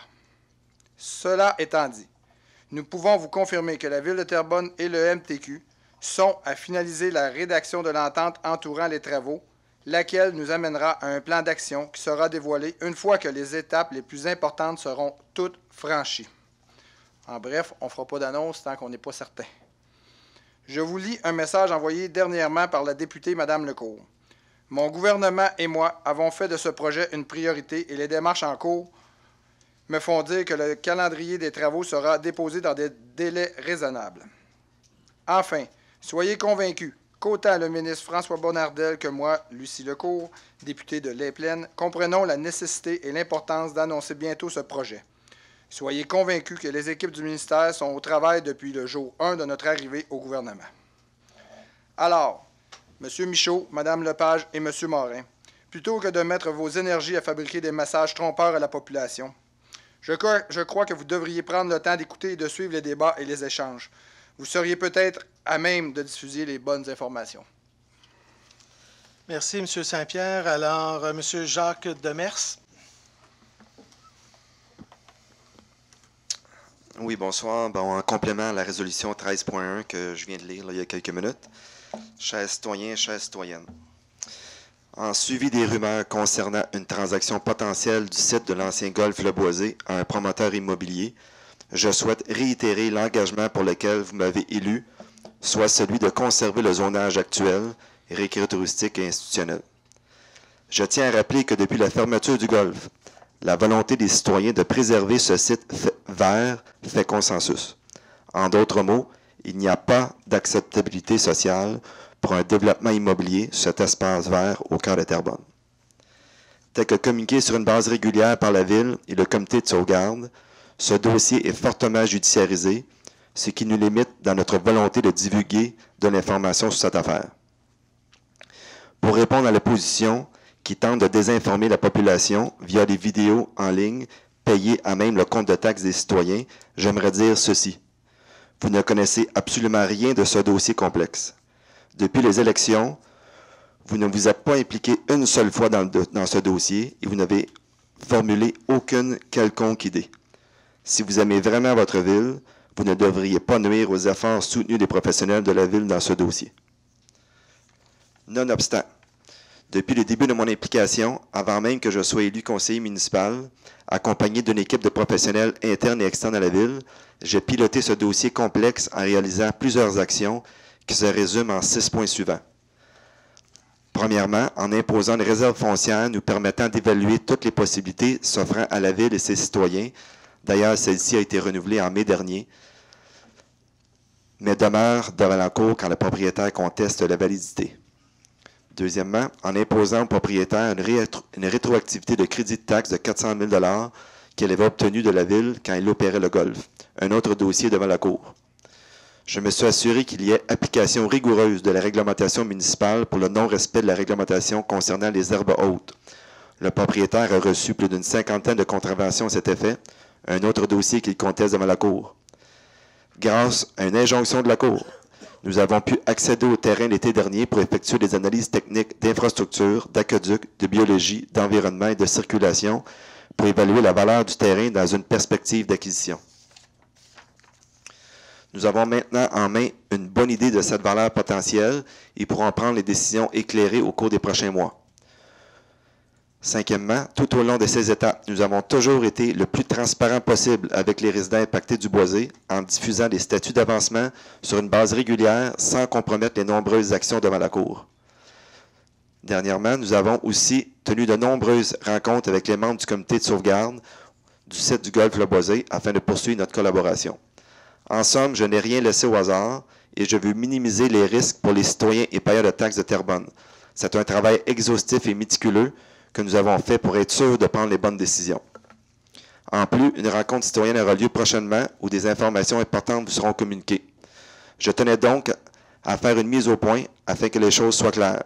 Tant que je serai conseiller municipal, le zonage ne changera pas et aucun projet de bénéficiaire ne verra le jour sur ce terrain sans l'acceptabilité sociale des citoyens du quartier. Je poursuis donc mon travail de vous représenter au sein du conseil municipal et d'être présent pour vous, citoyens du district 13, Le Boisé et les Vignobles. Merci. Merci, M. Demers. Alors, M. Éric Fortin. Merci, M. le maire. Ce soir, le Conseil a adopté un mandat supplémentaire au Comité consultatif de l'urbanisme afin que celui-ci prenne charge de l'importance du rôle du Conseil local du patrimoine. Comme vous le savez, cet enjeu m'intéresse tout particulièrement, considérant l'importance de notre patrimoine à Terrebonne. L'adoption du plan d'aménagement et d'ensemble pour le terrain de l'usine Moody et de son éventuel développement exige un cadre rigoureux dont l'appui du Conseil sera nécessaire. Merci, Monsieur le maire, de nous soutenir à enrichir la question. Je serai d'ailleurs à la CMM en remplacement de notre maire vendredi pour discuter du sujet sous le nouveau comité métropolitain sur la protection du patrimoine. Nos enjeux méritent d'être partagés avec les autres. Ensemble, on sortira gagnant de ce partage d'expertise. De nouveaux membres du CCU viendront aussi enrichir nos travaux. Merci de mettre des conditions favorables pour mettre en œuvre des stratégies de préservation de notre patrimoine. La décision de l'usine Moody en est un bel exemple. Donc, je vous ferai part de cette rencontre, ainsi que vous, M. Fontaine, là, qui est particulièrement touché. Donc, c'est ça. Très bien. Merci. Alors, M. André Fontaine. Je vous surperds. Bien, j'aurais laissé Mme Ricard. Mais... Ah, bien, je suis une liste, là. On Okay. tourne. Ben, pour faire du chemin sur le patrimoine bâti, ce soir, je voudrais... vous savez que l'église de Saint-Louis-de-France, qui est située ici sur la rue Saint-Louis, dans le Vieux-Terrebonne, aurait besoin de grande rénovation, n'est-ce pas? De l'amour. Beaucoup d'amour et de grande rénovation, plus que de l'amour, je pense. Alors, pour financer ces travaux, la fabrique a proposé différentes activités, mais il y en a une exceptionnelle que vous savez peut-être déjà, mais je vous l'annonce encore, je vous en reparle parce que c'est important. Alors, il y aura une activité de financement pour la restauration et la mise en valeur de ce patrimoine bâti. Et cette activité, c'est un concert bénéfice, en fait, qui se tiendra lui-même à l'église de Saint-Louis de France le 23 février 2020 à 14 h. Ce spectacle, qui sera un spectacle unique, presque un spectacle, je dirais, privé, d'artistes exceptionnels, c'est-à-dire le violoniste réputé, M. Alexandre Dacosta, qui sera entouré des violonistes invités, soit M. Olivier Brault et Mme Martine Cardinal, qui sont tous des résidents de Terrebonne et qui, en tout cas pour M. Dacosta et M. Brault, sont des violonistes qui ont une réputation internationale. Alors, c'est vraiment un événement très, très spécial. Personne n'aura la chance de voir ça, sauf ceux qui s'achèteront des billets pour assister à ce merveilleux spectacle. Et je ne vais pas manquer mon coup. Alors, pour les billets seront en vente à la paroisse, soit en téléphonant au numéro de téléphone de la paroisse, là, je vous le donne, là, 471-3451, ou encore en achetant en ligne sur le site saintlouisterbonne.ca. Pas dur à se rappeler, ça. Saint-Louis, juste ST, louisterbonne.ca. OK? Et les billets sont de 20 $, 35 $ ou 50 $. C'est vraiment peu quand on pense à la dîme qu'on payait autrefois. Tout ça pour une excellente cause et pour passer une soirée exceptionnelle qu'on aura ici à Terrebonne le privilège d'avoir. Alors, je vous invite fortement, et j'invite tous mes collègues aussi, à se procurer des billets pour ce merveilleux spectacle. On ne verra pas ça souvent, alors ça vaut la peine de venir d'assister à ce spectacle et en même temps de contribuer à la préservation de notre patrimoine bâti et de nos paysages culturels. Merci beaucoup. Merci. Alors, Mme Ricard. Si vous permettez, M. le maire, j'aimerais juste ajouter que j'ai des billets ici en personne. Donc, alors, vous allez être à la porte déjà prêt. J'ai des billets ici, des billets à 20 $, et les collègues également. Merci. N'hésitez pas, venez me voir. Merci. Oui, puis il y a 800 places dans l'église. Puis on est à peu près, M. Morin, c'est ça, il y a à peu près 200 billets de vendus. Alors il faut mousser les ventes parce que c'est dans 2 semaines, le spectacle. Alors, parlons-en. Excellent. Mme Ricard, après ça, M. Brisebois, puis Mme Lepage. Merci, M. le maire. Alors, bonsoir à tous.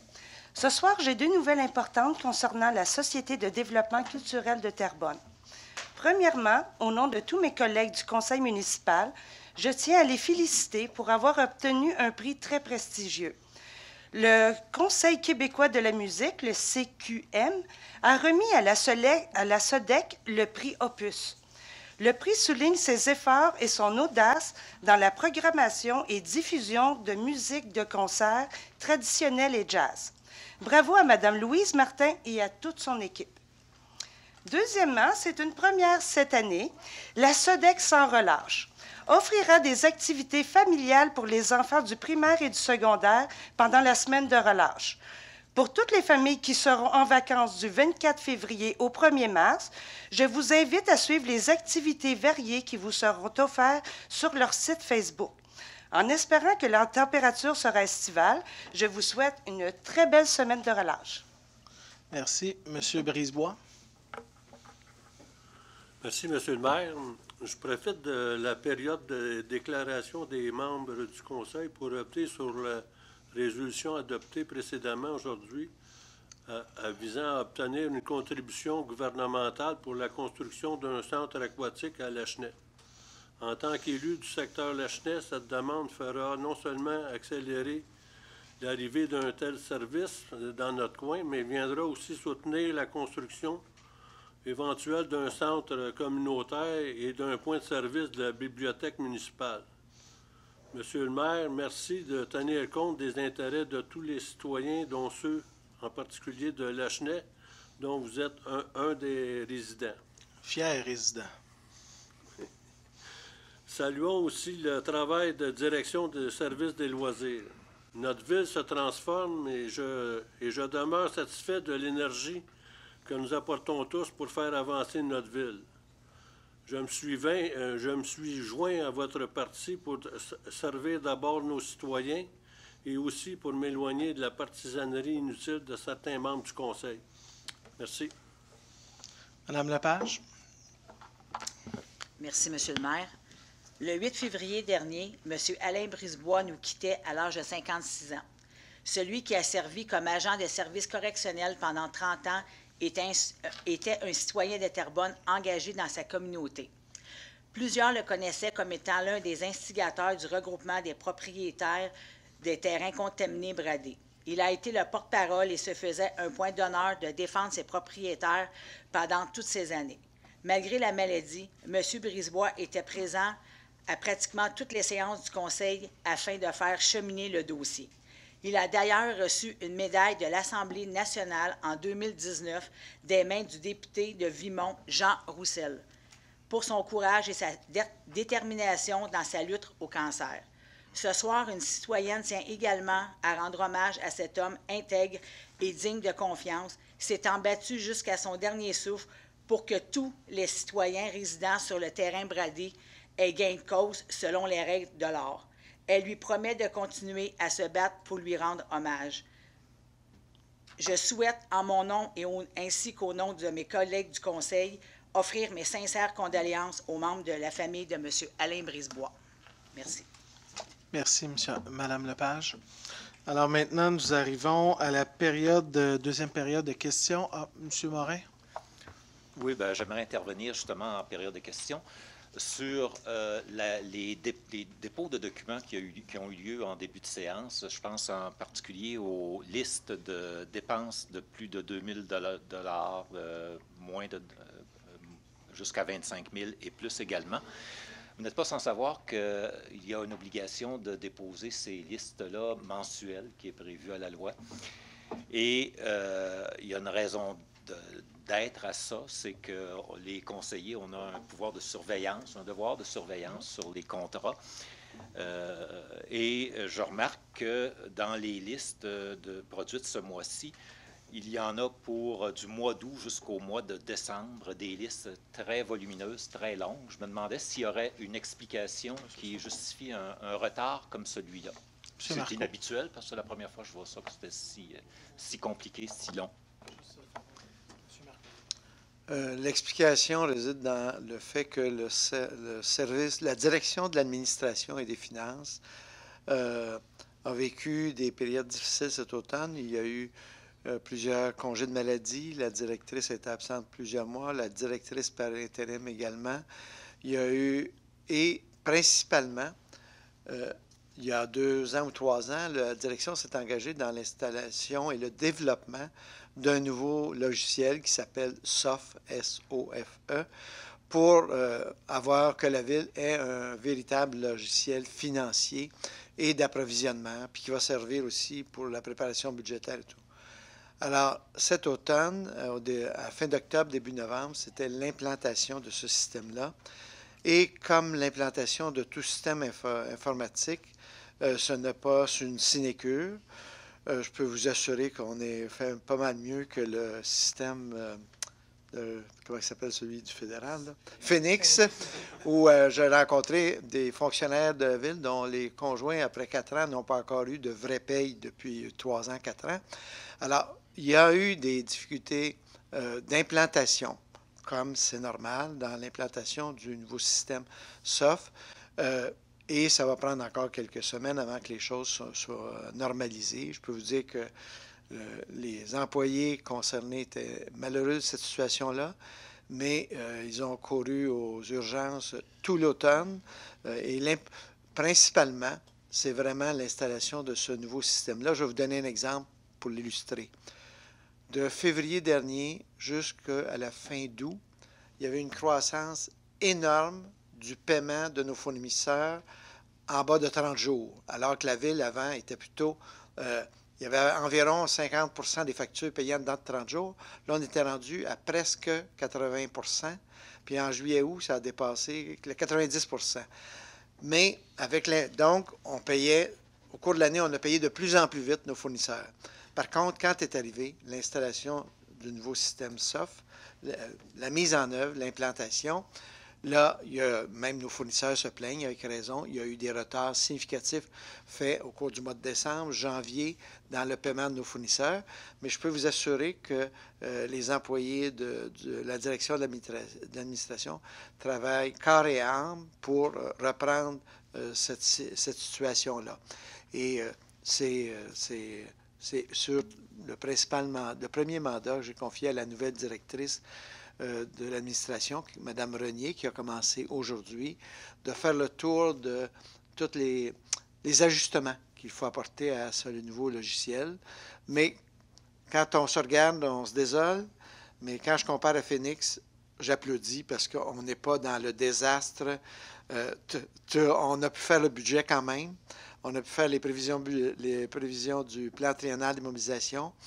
Là, il y a des retards significatifs actuellement dans le paiement de nos fournisseurs, mais je sais qu'il y a une volonté d'administration. De janvier à juillet-août, ça va progresser de mois en mois, tel que c'est indiqué dans les objectifs prioritaires de la Direction générale en 2019. Alors, je suis désolé, c'est l'explication fondamentale. Merci. Alors, on arrive à... Oui, allez-y. Juste, peut-être c'est une erreur, mais notre ami Steve Flanagan, au niveau des contrats de la liste de février, est-ce que c'est une erreur ou il y a un des contrats qui avait été octroyé qui a disparu de la liste, en fait? Aucune idée. Là, je vais regarder la liste de février, vous dites, parce que, à ma connaissance, les derniers contrats que M. Flanagan a eus, c'était pour animer quelques assemblées de quartier en septembre-octobre. Je crois qu'il en a animé 3 ou 4 ou 5. Mais depuis ce temps-là, puis c'était des ad hoc soirée par soirée, assemblée publique par assemblée publique. Mais on peut vérifier. Vous pouvez nous envoyer exactement les lignes et les numéros. Puis on va faire la vérification. Mais à ma connaissance, M. Flanagan n'a pas eu d'autres mandats depuis l'animation de quelques assemblées publiques. Non, mais c'est dans le récap, en fait. Là, il y avait un contrat, en fait, qui ne s'y retrouvait plus. Donc, c'est pour ça. Je vais vous l'envoyer pour vérifier. Oui, puis je vais vérifier. Puis comme vous avez posé la question, nous enverrons la réponse à tous les membres du Conseil. Okay. Également, j'aimerais, en fait, là, souligner ce soir que, vous l'avez vu également, Mme Desbiens a déposé l'avis de motion. En fait, à la Ville de Terrebonne, on parle beaucoup de réorganisation, de productivité, d'augmentation au niveau de l'efficacité de l'administration municipale. Ce soir, on a voulu un peu contribuer à ce débat-là, en fait, en déposant un avis de motion que mes collègues auront la chance de regarder, à la limite apporter des modifications si bon le semble. Là. On est ouvert à ça. Il faut bien comprendre, à la Ville de Terrebonne, en fait, il n'y a pas de système de gestion concernant les commissions municipales. Ce que je veux dire par là, c'est que, par exemple, un conseiller qui siège sur une commission reçoit une rémunération à cet égard. Par contre, s'il s'avère que cet élu, ou peu importe la personne, ne se pointe pas à la réunion, il reçoit pareil sa rémunération, malgré le fait qu'il n'a pas assisté à sa rencontre. Donc, nous, ce qu'on veut faire, puis c'est le cas d'ailleurs avec les nouveaux comités qui ont été créés dernièrement, ce qu'on veut faire, c'est établir un système de jetons négatif. Donc, c'est-à-dire que si l'élu n'est pas absent et n'a pas une absence motivée en vertu des lois sur les normes du travail, on reprend les mêmes normes, malheureusement, cet élu-là va devoir avoir une pénalité financière. Selon moi, c'est juste totalement logique. Malheureusement, la Ville de Terrebonne n'avait pas ce processus-là. Donc, nous, ce soir, on a décidé de le proposer, en fait, à l'ensemble des collègues pour étudier cette question-là, évidemment, à la prochaine séance du Conseil. Et en terminant, en fait, non, c'est ça. Ça faisait le tour de la question pour moi. Merci beaucoup. Alors, bonsoir, monsieur. Bonsoir, monsieur le maire, les conseillers. C'est Luc Forgette, je me compte encore. Quand vous parliez tantôt des éboulements de terrain qu'on a eu de l'urbanisme de la MRC, on a rencontré M. Benoît Beauchemin, qui s'occupe de l'évaluation. Parce qu'avec les éboulements, ils ne connaissent pas tout. Moi, j'ai le ruisseau noir qui traverse ma terre. Donc, il a réduit mon montant de 75 000. Donc, le monde ne sont pas au courant de ça. Puis même à la réunion à Mascouche, les urbanistes n'ont jamais parlé d'aller voir M. Beauchemin. Ici, il y a M. Leroux qui est venu avec moi parce qu'il a acheté mon ancienne terre, le ruisseau descend tout le long. Ils ont diminué. Il était évalué à 836 000. Ils ont baissé de 350 000 sa terre. Donc, quand on parle d'éboulement, là, il y a des ruisseaux, puis il y a tout ça d'affaires qu'il y a, puis qu'eux autres ne le voient pas, l'évaluateur. Il dit, si on aurait eu ces plans-là, puis le monde serait venu nous voir, on aurait sauvé beaucoup. Donc, il y a bien des montants là que je comprends, monsieur, mais vous connaissez qu'il y a un principe qui appartient à chaque citoyen propriétaire, qui est celui de contester son évaluation. Il peut arriver qu'il y ait des erreurs. Vous savez, sur 48 000 évaluations, 48 000 comptes de taxes, est-ce qu'il peut arriver des erreurs? La réponse, c'est oui.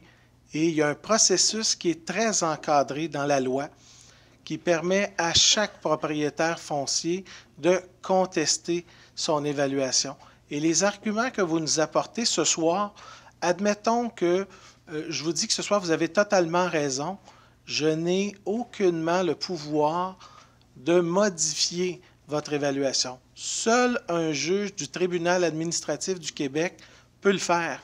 Alors aujourd'hui, on peut contester le processus, j'en conviens, mais il y a une loi qui la norme, qui l'encadre. Alors pour ce soir, ce que je vous encourage, c'est de vous prévaloir de votre droit et d'aller contester devant le tribunal administratif du Québec, que ce soit vous ou les 47 999 autres citoyens propriétaires à Terrebonne. Bien, monsieur le maire, je n'ai pas besoin de contester. L'évaluateur l'a baissé lui-même. Oui, dans le cas de votre collègue, oui, mais je parle de vous, là. Quand on a eu la rencontre à Mascouche, l'urbaniste, il aurait parlé de ceux qui ont des ruisseaux ou des terrains qui sont inondés, d'aller voir l'évaluateur. Donc, il aurait pu baisser sans contester. C'est ça le problème.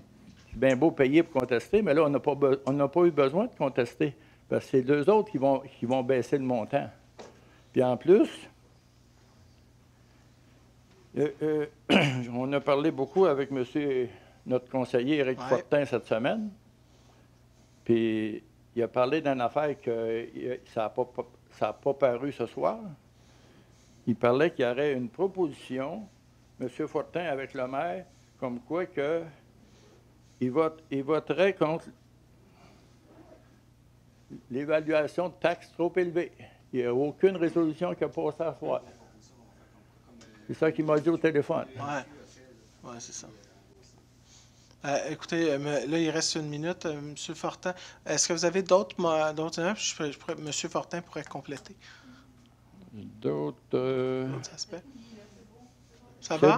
C'est beau. M. Fortin, pour... Bien, en fait, M. Forget, comme on avait mentionné avec M. le maire, on avait discuté effectivement, mais puisque l'UMQ a déposé une proposition en ce sens, on s'est dit que vu que l'UMQ déposait le même genre de proposition, on fait partie de l'UMQ, donc on a décidé de dire que dans le fond, l'UMQ, vu qu'on est associé. C'est ça, il y a eu un mémoire qui a été déposé dans le cadre du projet. C'est pour ça qu'on n'a tout simplement pas parlé. Exact. Mais l'UMQ vous appuie déjà dans ça. Donc, nous autres, on est membres de l'UMQ.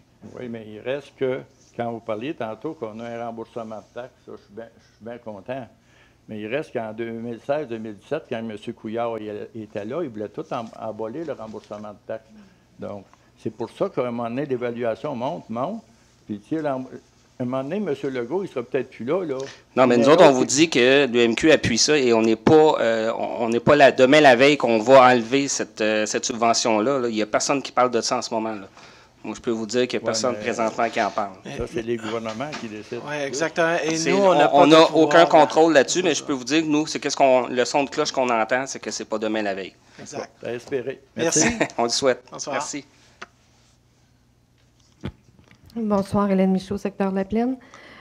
Concernant, moi, j'ai fait une demande d'accès à l'information qui, malheureusement, a pris 53 jours avant de pouvoir la recevoir, donc dépassant le délai de prescription, qui était la liste des contrats, justement, de 2 000 $ ne dépassant pas plus de 25 000 $ pour le même fournisseur, d'ailleurs. Et on n'a pas pu traiter cette demande-là parce que, justement, c'est ce soir qu'on a déposé la liste concernant de juillet jusqu'à décembre. Donc, j'ai bien entendu votre explication, M. Marcoux, et là où je m'interpelle, c'est au niveau des fournisseurs. impayés depuis la période où... Est-ce qu'il est resté des fournisseurs impayés de juillet à décembre? C'est votre première question? Oui. M. Marco? Je dis, au niveau des fournisseurs impayés, notre taux de succès a baissé parce qu'il était passé d'à peu près 50 à plus de 85 des factures payées à moins de 30 jours. À partir du mois de novembre, on a continué à payer des fournisseurs, mais pas dans des délais qui est la loi du marché, dans le fond, pour les bonnes institutions, payer 85 des factures en moins de 30 jours. Alors, oui, on continue à payer des fournisseurs, puis on fait tout pour accélérer leur paiement, mais on avait une courbe ascendante vraiment significative, puis là, il y a eu des problèmes à cause des problèmes d'implantation du nouveau système au cours du mois de novembre, décembre, mais en janvier, on essaie, en février, tout ça, on veut absolument rattraper et mettre les ressources nécessaires pour rattraper ce retard-là. Mais on n'a pas arrêté de payer les fournisseurs, mais on ne payait pas aussi vite qu'on le souhaitait. Donc, si je comprends bien, moi, ce que j'ai reçu qui date de janvier à juillet, OK, c'est des fournisseurs complètement payés. Mais si vous avez la liste des comptes payés, de 2019, ça, c'est une chose. Oui. Mais la liste souvent qui est donnée, c'est la liste des contrats. La liste des paiements, c'est une autre chose. La liste des contrats, des engagements qui ont été donnés. Alors, ce qui est déposé ce soir au Conseil, la plupart du temps, pour les contrats de 2000 $ et moins, puis les 2000 qui font jusqu'à 25 000, les 25 000 et plus, c'est la liste des engagements que la Ville. Ça ne donne pas le rythme de paiement de chacune des factures qui est fait, parce qu'on peut faire un contrat de 50 000, puis les factures par l'employeur peuvent s'échelonner sur 1 ou 2 ou 3 mois. Alors, on a pris du retard dans le paiement des factures. Mais par rapport à la liste des contrats, c'est une autre question. Donc, pour vraiment suivre le fil de tout ça, ça veut dire que, bien entendu, on sait qu'on entérine ici les contrats, bien entendu, on entérine les paiements. Hein, on dépose la liste des contrats, des paiements. Maintenant, il y a des délais de prescription qui engendrent souvent des intérêts là-dessus. Est-ce que ça voudrait dire qu'on a engendré des intérêts sur la liste des contrats en tant que tel?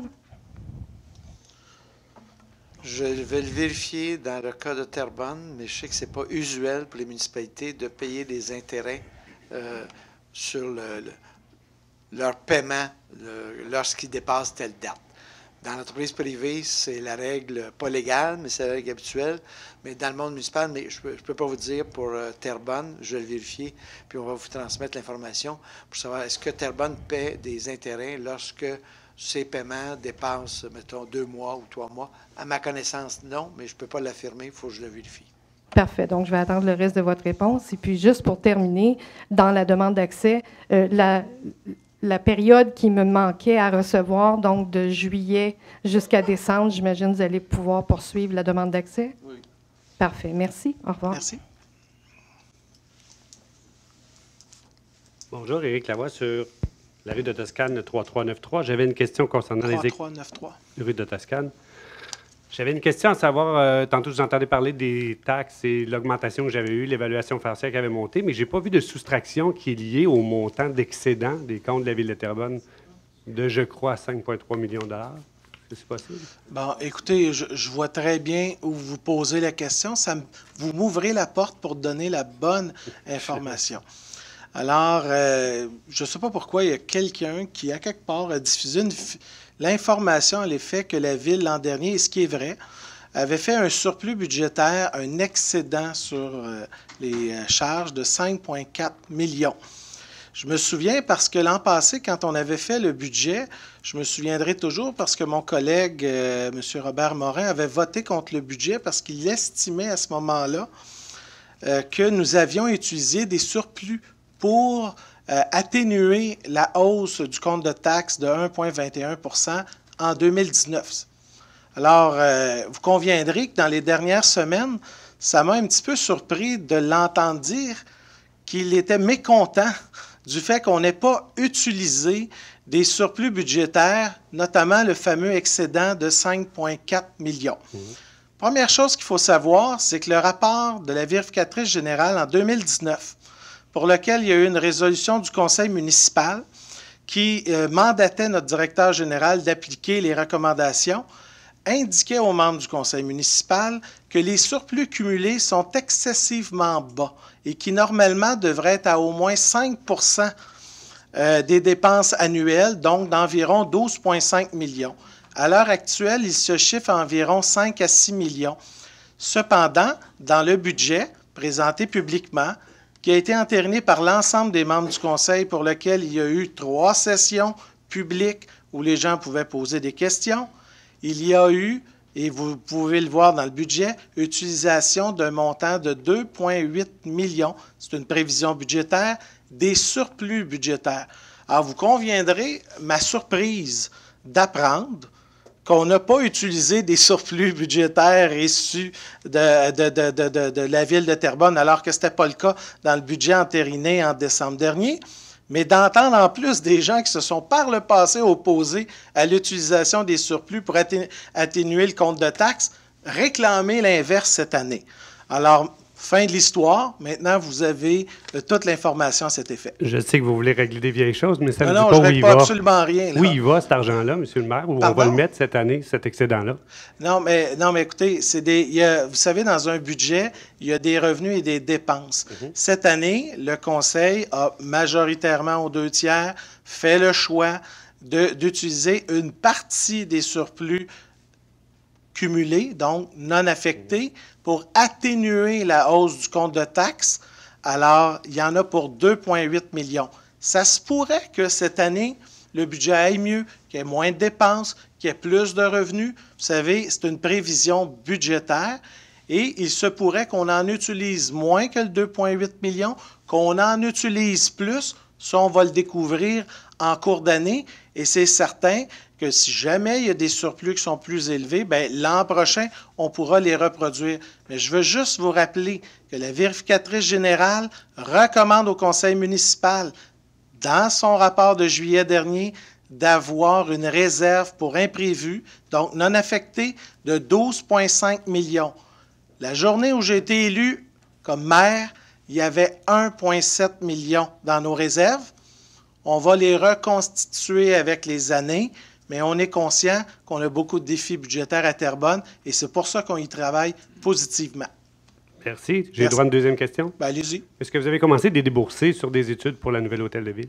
Absolument pas. Vous me permettez encore. On dirait que vous écrivez des questions pour tous. Première des choses, comme vous l'avez vu au plan triennal d'immobilisation, il n'y a eu aucun déboursé pour quoi que ce soit. Puis là, on va changer tout de suite le mot « hôtel de ville » parce qu'il se pourrait que ce soit bâtiments municipaux, il se pourrait que ce soit agrandissement de bureaux. On ne le sait pas, le Conseil n'a pas pris de décision. Ce qui est prévu pour cette année, la dépense n'a pas encore été faite, il est prévu un budget de 350 à 400 000 $ pour faire une étude d'opportunité, donc d'évaluer le besoin, et après cela, le Conseil pourra se positionner.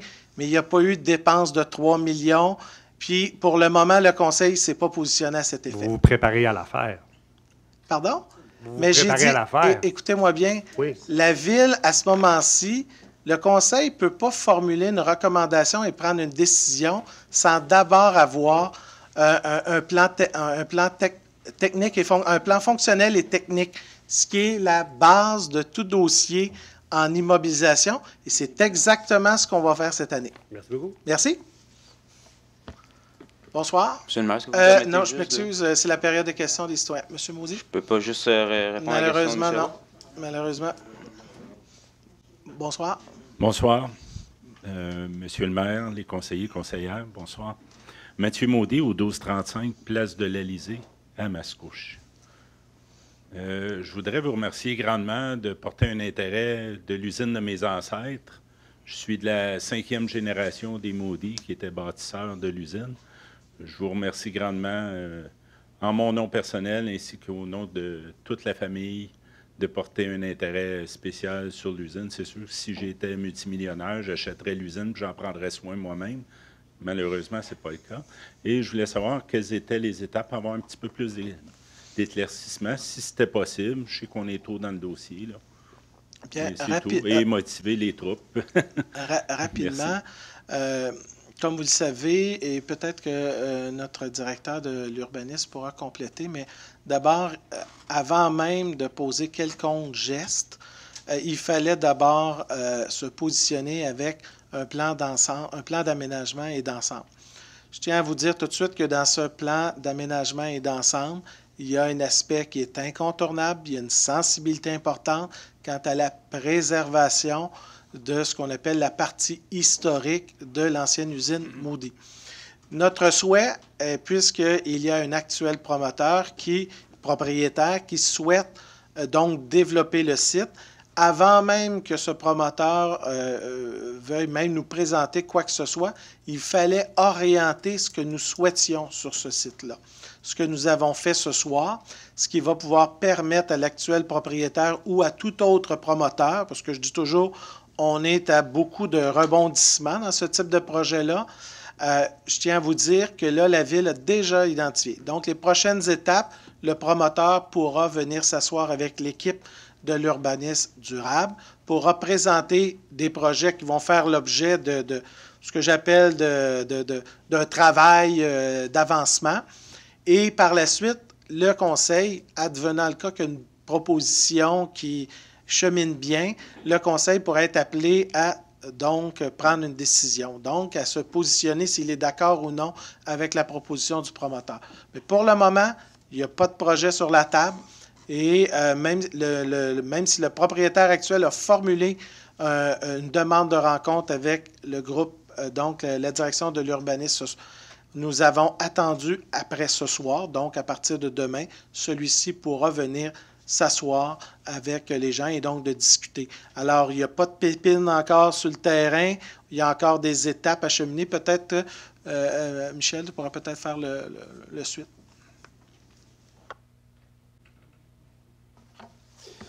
Oui, M. le maire, pour enchérir, peut-être vous préciser que le conseil et les orientations qu'on nous a données, c'était de doter aussi de cet espace-là, ce terrain-là, de critères spécifiques, dont un des critères est le projet évoque le rappel du passé industriel en conservant le corps du bâtiment patrimonial, l'aile frontale et les bureaux administratifs, et préserver aussi l'âme et l'esprit du projet par rapport à refléter la singularité du Vieux-Terrebonne et son histoire et le site historique. Donc, l'idée, c'était d'enchasser ça dans un cadre réglementaire et par la suite rencontrer les gens qui auront l'intention de le mettre en valeur et de développer sous ces balises-là dans un esprit de protection du patrimoine bâti.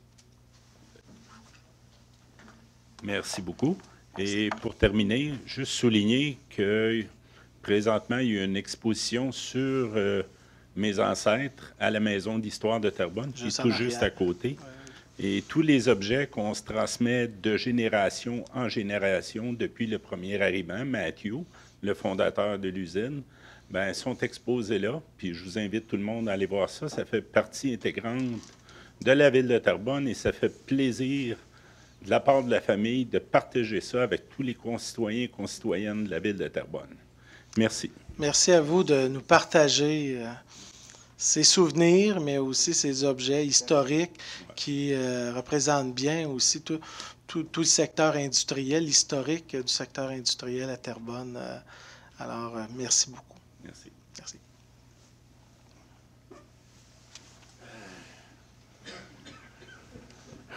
Son Excellence, Sa Majesté, Monsieur le maire. Pas tant que ça, allez pas jusque-là. Bon, moi, je fais pas de politique, alors je n'essayerai pas de... J'haïs pas, Son Excellence, ça. Son Excellence. J'haïs pas. Ouais. Est-ce qu'on peut considérer, vu de votre point de vue, est-ce que vous considérez que la situation financière de la Ville est difficile? Bien, écoutez, dans les 3 derniers discours budgétaires, je ne crois pas qu'il y a beaucoup de membres du Conseil qui doutent. On reconnaît la situation financière qui est fragile, qu'on a héritée, et on travaille à chaque jour, à chaque année pour l'améliorer. Je tiens à vous dire qu'on a fait des pas on a réglé beaucoup de dossiers qui traînaient du passé, mais vous conviendrez qu'une situation financière d'une ville, ça ne s'améliore pas en un seul exercice. Ouais. Vous savez que notre objectif pour la dette, c'est de la ramener à 155 de nos dépenses annuelles. Actuellement, ils sont à 216 On s'est donné 10 ans pour le faire. Alors, vous conviendrez qu'on n'atteint pas des miracles du jour au lendemain. Maintenant, compte tenu de cette situation, est-ce que ça ferait de l'allure d'identifier le gaspillage, tout ce qui est gaspillage? M. Michaud, ça avait apporté un point. Exemple, ceux qui ne se présentaient pas étaient payés pareil. Là, c'est une bonne motion. Donc, ça, c'est un gaspillage. Est-ce que ça aurait de l'allure d'identifier, de développer l'obsession contre le gaspillage? Mais écoutez, sur ce point-là, je peux vous dire, puis on nous le reproche parfois, trop souvent, d'exercer une surveillance des dépenses et de s'assurer au maximum de les réduire. Et je vous rappelle que c'est la 3e année d'affilée. Pendant que dans certaines villes, on a une croissance des dépenses de 7 à 8 nous, on est à moins de 2 pour 2 2,28 moins de 2 dans les dernières années. On ne pourra pas faire ça pendant 10 ans. Mais ce que je peux vous dire, c'est qu'on exerce, et c'est par la performance organisationnelle qu'on va aussi réussir à atténuer. Mais là, ce soir, on ne fera pas un grand débat là, des finances publiques. Il y avait un budget au mois de décembre. C'était le bon moment de venir discuter avec nous tous. Maintenant, compte tenu de cette situation, de votre bonne disposition d'esprit à lutter, à améliorer les finances, croyez-vous que des projets qui ne sont pas essentiels, on devrait y accorder une attention? Est-ce qu'il ne faudrait pas se limiter à tout ce qui est essentiel plutôt que des choses qu'on aimerait avoir, qui serait le fun d'avoir quand on a de l'argent, tu sais? Ouais, d'abord, je peux vous dire une chose, les dossiers non essentiels ne sont pas priorisés par l'administration. Bon, on consacre nos énergies et nos plans, nos énergies quant au développement sur des aspects qui sont essentiels. Bon, alors ça, c'est magnifique. Alors, il y a une technique pour savoir. Moi, j'ai œuvré, gagné ma vie des entreprises à trouver des économies, à faire en sorte que l'entreprise soit florissante. J'ai gagné ma vie comme ça. C'est bien. Et je me demande, quand on dit de quoi est essentiel, comment le savoir? Si c'est subjectif, M. Brisebois, peut-être qu'il considère que c'est essentiel d'avoir une piscine, un centre. Hein? Est-ce que c'est essentiel? Ben, là, il faudrait définir donc le mot « c'est quoi une dépense essentielle ». OK? Si ce n'est pas défini, bien là, ça va aller au gré des émotions, au gré de l'orateur, ainsi de suite, au gré du promoteur d'une idée. Puis là, on se fait caler encore, on dépense encore. Alors, sur ça, moi, si vous êtes ouvert, je pourrais vous exposer la technique que j'ai utilisée chez mes clients. Il y a des années, sans aucun intérêt, j'ai 74 ans, je ne cherche pas de contrat. OK, là? J'en veux pas. Mais comme citoyen, pour participer, contribuer à la société, je viens de publier un volume sur justement comment faire pour éliminer le gaspillage. Qu'on ne fait pas. On ne gaspille jamais en disant « je veux gaspiller ». Ben non. Ah, mais c'est nécessaire, ainsi de suite. Je veux un centre de ci, un centre de ça. Ah, c'est extraordinaire. OK? Mais tout ça, c'est de la vapeur, tu sais.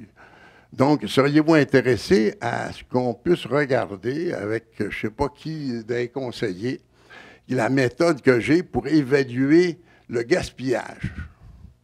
Pour trouver la méthode, comment identifier le gaspillage? Seriez-vous intéressé à investiguer? Votre temps est terminé.